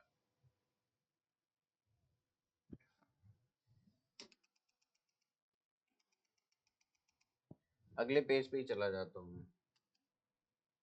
ये Q और ये P, तो अगले पेज पे जब जाएंगे तो हमें क्या मिला यहाँ पर, अरे भैया हाँ, तो क्या देख रहे हैं, वॉल्यूम ऑफ लिक्विड डिस्प्लेस कितना आएगा, 5 इंटू 5 5 क्रॉस 5 का तो नीचे स्क्वायर हो गया, 2 की उसकी हाइट हो गई, तो आ गया वॉल्यूम ऑफ लिक्विड डिस्प्लेस, लेकिन इसके साथ 10⁻⁻⁶ अब बन गया ये मीटर क्यूब। ग्राम में चल रही क्या बात, तो मैं इसको नहीं लिखूंगा, सेंटीमीटर क्यूब में ही चलने दो। डेंसिटी ऑफ लिक्विड सवाल में कितनी दे रखी है, 1.2 ग्राम पर सेंटीमीटर क्यूब, 1.2 ग्राम पर सेंटीमीटर क्यूब दे रखी है, तो 1.2 ग्राम पर सेंटीमीटर क्यूब इंटू जी, जी को मैं ऐसे ही लिखा रहने दे दूं, कोई दिक्कत नहीं। तो ये क्या हो गई, एफ बी, और उसको मैं जी से डिवाइड कर दूंगा तो ये आ जाएगा रीडिंग में चेंज। तो ये कितना आया भाई, 50 इंटू 1.2, तो कितना हो गया ये 60, 60 ग्राम घट के नजर आएगी, 60 ग्राम घट के नजर आएगी, एफ बी ऊपर में से घट जाएगी, जो स्प्रिंग बैलेंस है यानी कि पी, स्प्रिंग बैलेंस पहले कितनी दिखा रहा था, 625 ग्राम, 625, अरे बाबा इधर दिख रही है, 625 माइनस 60, तो कितना हो गया, कितना हो गया भैया, ये 565 ग्राम। नीचे वाली रीडिंग में जो क्यू था उसके अंदर तो 5 के पेन बैलेंस, वो कितना था, 5 केजी तो दिखा ही रहा था, प्लस 0.06 केजी, 60 ग्राम है ना, तो केजी में कन्वर्ट कर दिया तो कितना आ गया, 5.06 केजी, 5.06 केजी, 5.06 केजी। अब बी पार्ट को जाके पढ़ते हैं, आपने पहला पार्ट तो बढ़िया सॉल्व कर लिया। कह रहा है कि अब मैं अगर बताऊं स्प्रिंग के बारे में, स्प्रिंग कांस्टेंट जो है ना वो 50 न्यूटन पर मीटर का है, बताया उसने, हमने कहा सुन लिया तेरी बात, और बता। कह रहा calculate maximum additional M force, कह रहा कितना एम मास, कह रहा उस ब्लॉक पे और कितना मास रखा जाए कि वो पानी में पूरा ही डूब जाए। यहाँ पे जो लिखा है इस तरीके से भी सॉल्व कर सकते हैं, मैं तो आपको आसान तरीका बताता हूँ, डायरेक्ट दिल से सॉल्व होने वाला, दिल से सॉल्व कर लेने वाला, कि कितना मास उसके टॉप पे रखा जाए, कि ठीक है, such that the only upper mass remains above the liquid, what will be the respective reading P and Q। अगर उस पूरे को डुबा दें तो P और Q की क्या रीडिंग होगी, अगर उस पूरे को डुबा दिया जाए तो, कर लेते हैं यार, क्या दिक्कत है।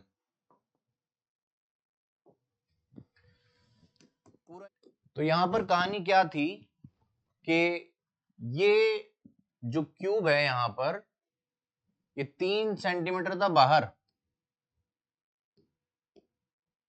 और 2 सेंटीमीटर था अंदर। अब क्या हुआ कि मैंने कुछ और इस ब्लॉक के ऊपर लाके रख दिया और इसको पूरा पानी में डुबा दिया, इस ब्लॉक को पूरा पानी में डुबा दिया, ऐसा कुछ हुआ, तो 3 सेंटीमीटर एडिशनली चला गया। तो यहां पर ये कुछ स्मॉल एम मैंने लाके रखा था यहां पर। अब ये mg जो नीचे की तरफ लगेगा, ये mg किस किस को बैलेंस करेगा, ये देखो जरा, इसने एक एडिशनल बॉयंट फोर्स डेवलप करी, जो कि कहां लगी, ऊपर की तरफ वो एडिशनल बॉयंट फोर्स आएगी, इस जो एक्स्ट्रा 3, ये जो 3 सेंटीमीटर अब और डूबा, इसकी वजह से एक फोर्स डेवलप होगी, इस इतने सेगमेंट की वजह से एक एडिशनल एफबी फोर्स आई ऊपर, और एक इस स्प्रिंग में खिंचाव आ रहा है ऊपर की तरफ kx, तो ये दोनों फोर्स को ये स्मॉल m बैलेंस करेगा। तो mg किसके बराबर होना चाहिए, mg किसके बराबर होना चाहिए, fb प्लस kx के बराबर। तो fb कितनी है, एडिशनल जो point 3 volume density of liquid into g plus 50 Newton पर मीटर, जो कि सवाल में ऑलरेडी मेंशन था,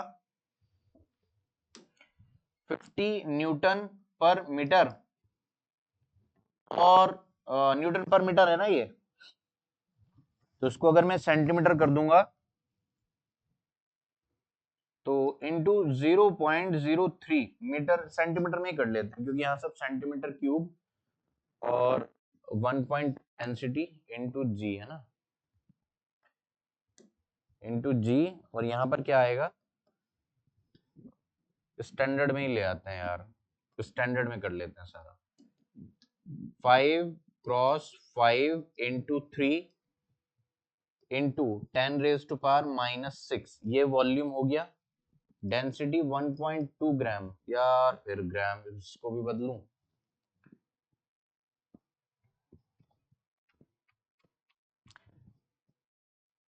ग्राम में ही चल लेते हैं क्योंकि हमें ग्राम में ही सब निकालना है, ग्राम में 1.2 ग्राम पर सेंटीमीटर क्यूब इंटू जी, ठीक है जी, इस जी की वैल्यू 980 रख लेंगे फिलहाल, ठीक है, और यहाँ पर के की वैल्यू कितनी है, 50 न्यूटन पर मीटर, यानी कि 10 raise to power -2 centimetre, into कितना एडिशनली चला गया, 3 सेंटीमीटर, ठीक है भैया।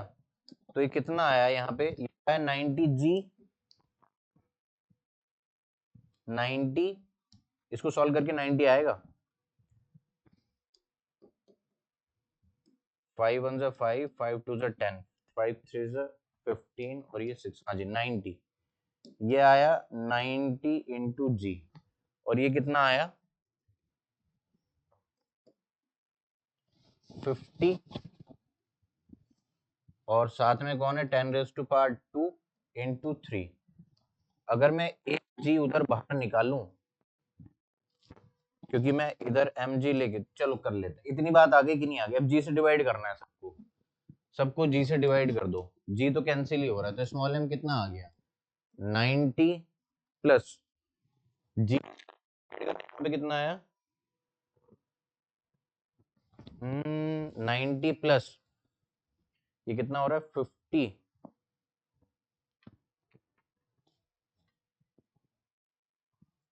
90 प्लस A5 1500, मुझे ग्राम में बात करनी है, 90 ग्राम है, और ये आ रहा है 1500, गलत आ रहा है भाई, 15 न्यूटन पर मीटर, और यहाँ पे 3 सेंटीमीटर, मैंने मीटर को कन्वर्ट कर दिया 10⁻⁻2 सेंटीमीटर में, सॉरी सॉरी सॉरी, यही तो गलती हो गई,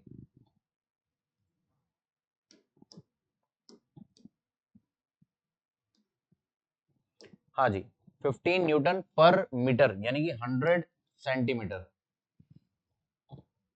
ठीक है, हाँ बिल्कुल सही है।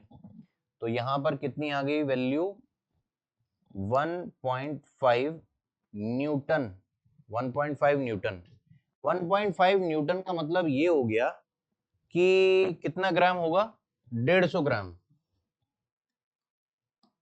150 ग्राम जो है, अब उसको मैं 10 से मल्टीप्लाई, 150 ग्राम को मैं केजी में कन्वर्ट करूंगा तो कितना हो जाएगा, तो कितना हुआ ये, 0.15 kg, और इनटू जी करूंगा तो ये बन जाएगा वेट, तो इसका मतलब 150 ग्राम है, 1.5 न्यूटन बोले तो 150 ग्राम, समझ में आया? ज्यादा दिक्कत हो रही हो तो 0.15 केजी 1.5 केजी लिख दो, जी से डिवाइड कर दिया थोरोली तो 0.15 केजी यानी कि 150 ग्राम। तो m की वैल्यू कितनी आ गई? 240 ग्राम। तो जो एडिशनली हमने वेट ऐड करा, स्मॉल m ऐड करा, उसकी वैल्यू है 240 ग्राम। अब 240 ग्राम आ गई इसकी वैल्यू। अब आप फाइनली बात कर सकते हो कि जब ये पूरा डूबा हुआ है, ये एडिशनल ब्लॉक तुमने यहाँ पिंक कलर वाला लाके रखा जिसका मास कितना आया 240 ग्राम, और एक बॉइंट फोर्स इसके ऊपर लगेगी ऊपर की तरफ और एक टेंशन आएगी ऊपर की तरफ, और स्प्रिंग बैलेंस जो है वो सिर्फ टेंशन को ही मेजर करेगा। ये FB है और ये नीचे की तरफ क्या लगी इसकी 625 इंटू जी जी जी ही लेके चल रहा हूँ, ठीक है। ये ग्राम में कंफ्यूज होने की जरूरत नहीं है, मैं कैंसिल कर देता हूँ लास्ट में, देखना ध्यान से, कैलकुलेशन है और कुछ नहीं, बस अब तो बैलेंस करना है। आप इस बॉक्स को देख लो, ये जो एक ये बड़ा वाला है तो इसके नीचे कितनी लग रही होगी 625 ग्राम इंटू जी, और एक एडिशनली जो यहाँ पिंक कलर वाला बॉक्स रखा है, ये भी तो पिंक कलर का ही है, तो ये कितना आ गया 240 ग्राम इंटू जी। एक बॉइंट फोर्स आएगी ऊपर की तरफ FB जो कि इस पूरे इसके डूबे होने की वजह से आएगी, और ये ऊपर टेंशन। तो मैं यहाँ पर बैलेंस करूंगा T प्लस FB जानते हैं कितनी है 5 इंटू 5 इंटू 5 इंटू 1.2 इंटू जी। अब ये इधर कितना है 625 ग्राम प्लस 240 ग्राम इंटू जी, ठीक है जी। तो ये कितना आएगा, इसको सॉल्व करेंगे अगर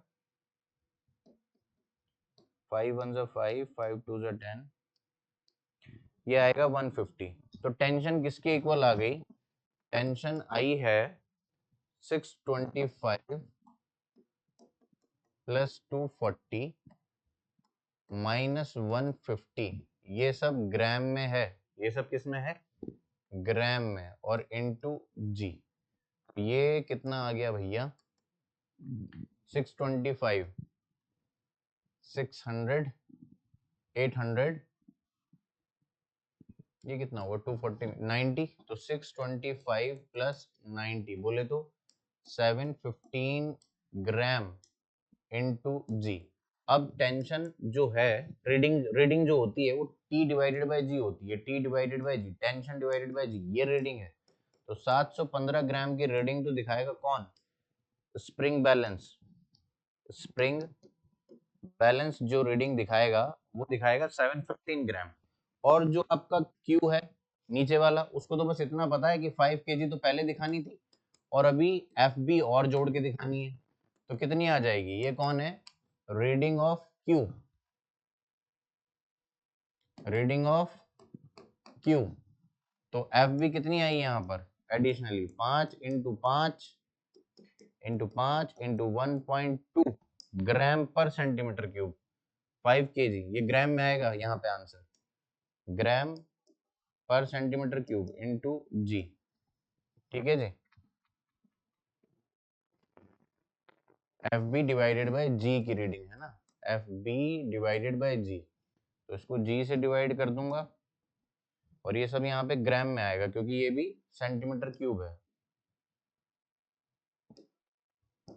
तो कितना आया ये सॉल्व करके, ये आया है 5 केजी प्लस अभी तो किया था हमने 150 ग्राम, तो कितना आ गया ये 5.15 केजी, ये आई है क्यू की रीडिंग। लास्ट क्वेश्चन की तरफ चलते हैं हम।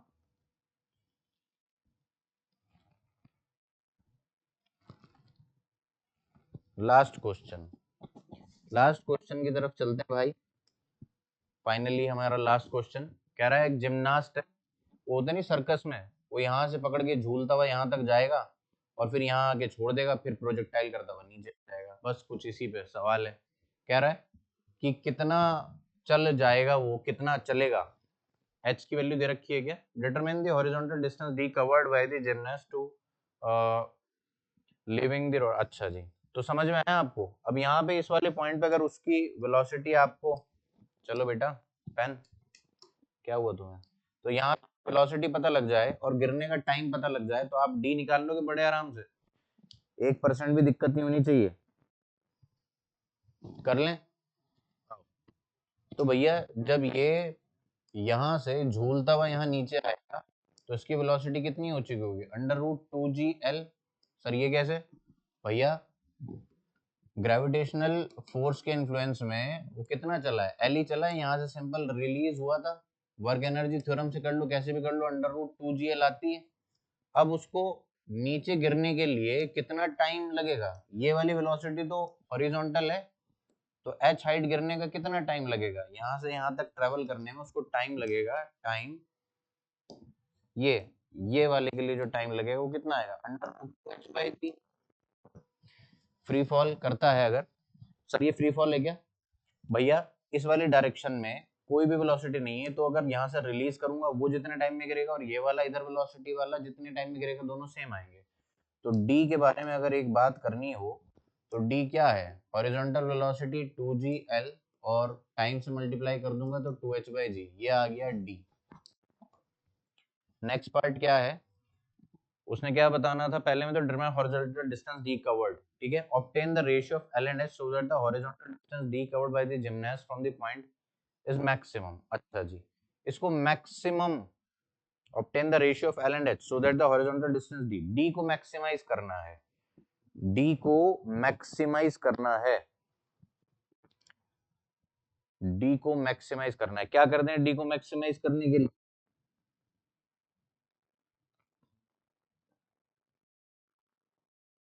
कुछ मैक्सिमम मिनिमम वाली कंडीशन लगा लें, क्या करें,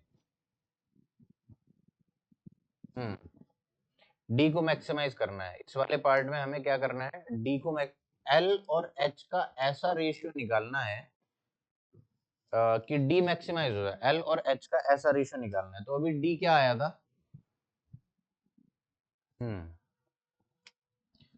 डी आया है √2gl, मतलब √l है, और यहाँ पे √2h/g, ठीक है, यहाँ पे √LH है ये, और यहाँ पे तो √L और h, ये हो चुका है। तो टोटल जो चीज है वो तो L+H ही रहने वाली है, L+H को आप मान लो कैपिटल H, L+H को क्या मान लो आप, कैपिटल H, और आप मानो कि H को मान लो X, तो L कितना हो जाएगा, कैपिटल H माइनस X, तो स्मॉल d जो है ये क्या बन गया, 2 √H, और यहाँ पे क्या है H माइनस X। अब मैं इसको डिफरेंशिएट कर दूंगा और मैक्सिमाइज कर दूंगा, हाँ, मतलब मुझे d को मैक्सिमाइज करना है तो डिफरेंशिएट करना है, तो इसको भैया d d d dy/dx, ये d यही वाला है, ठीक है, तो इसको जब डिफरेंशिएट करेंगे तो क्या हो जाएगा, हाफ √h² माइनस hx, और फिर अंदर वाले का डिफरेंशिएशन h² का 0, हाँ ना h² माइनस hx, 2 उल्टा कर दिया यार मैंने, L को h माइनस x और h को x, h minus x into x, हाँ, तो ये क्या बन गया, 1/2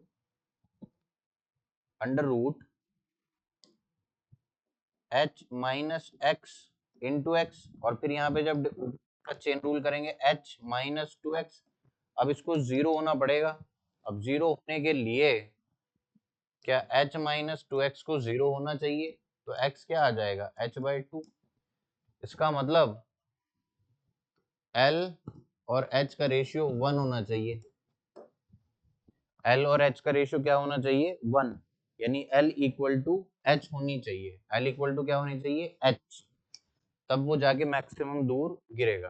ठीक है, तो gymnast perform the same feat on an planet almost like earth, almost like earth, earth नहीं है, except that its gravitational acceleration is half that of the earth. By what factor will d be affected? तो अगर आप ध्यान दो d के form में g तो कैंसिल ही हो गया, d क्या बना था? ये बना है d, इसके अंदर तो g है ही नहीं, स्मॉल g है ही नहीं, तो चाहे चांद पे जाके करे वो जिम्नास्ट ये, और चाहे जाके करे मार्स पे, और चाहे करे अर्थ पे, इस स्मॉल d में चेंज नहीं आएगा। समझ में आई बात? तो सारे रिजल्ट एज इट इज रहेंगे। क्लियर हो गई बात? तो उम्मीद है भाई ये ये जंग आपने मेरे साथ आखिर तक जरूर लड़ी होगी। ठीक है, तो मिलते हैं आपसे फिर किसी और पेपर के सॉल्यूशन में, तब तक के लिए बो bye, see you soon, enjoy.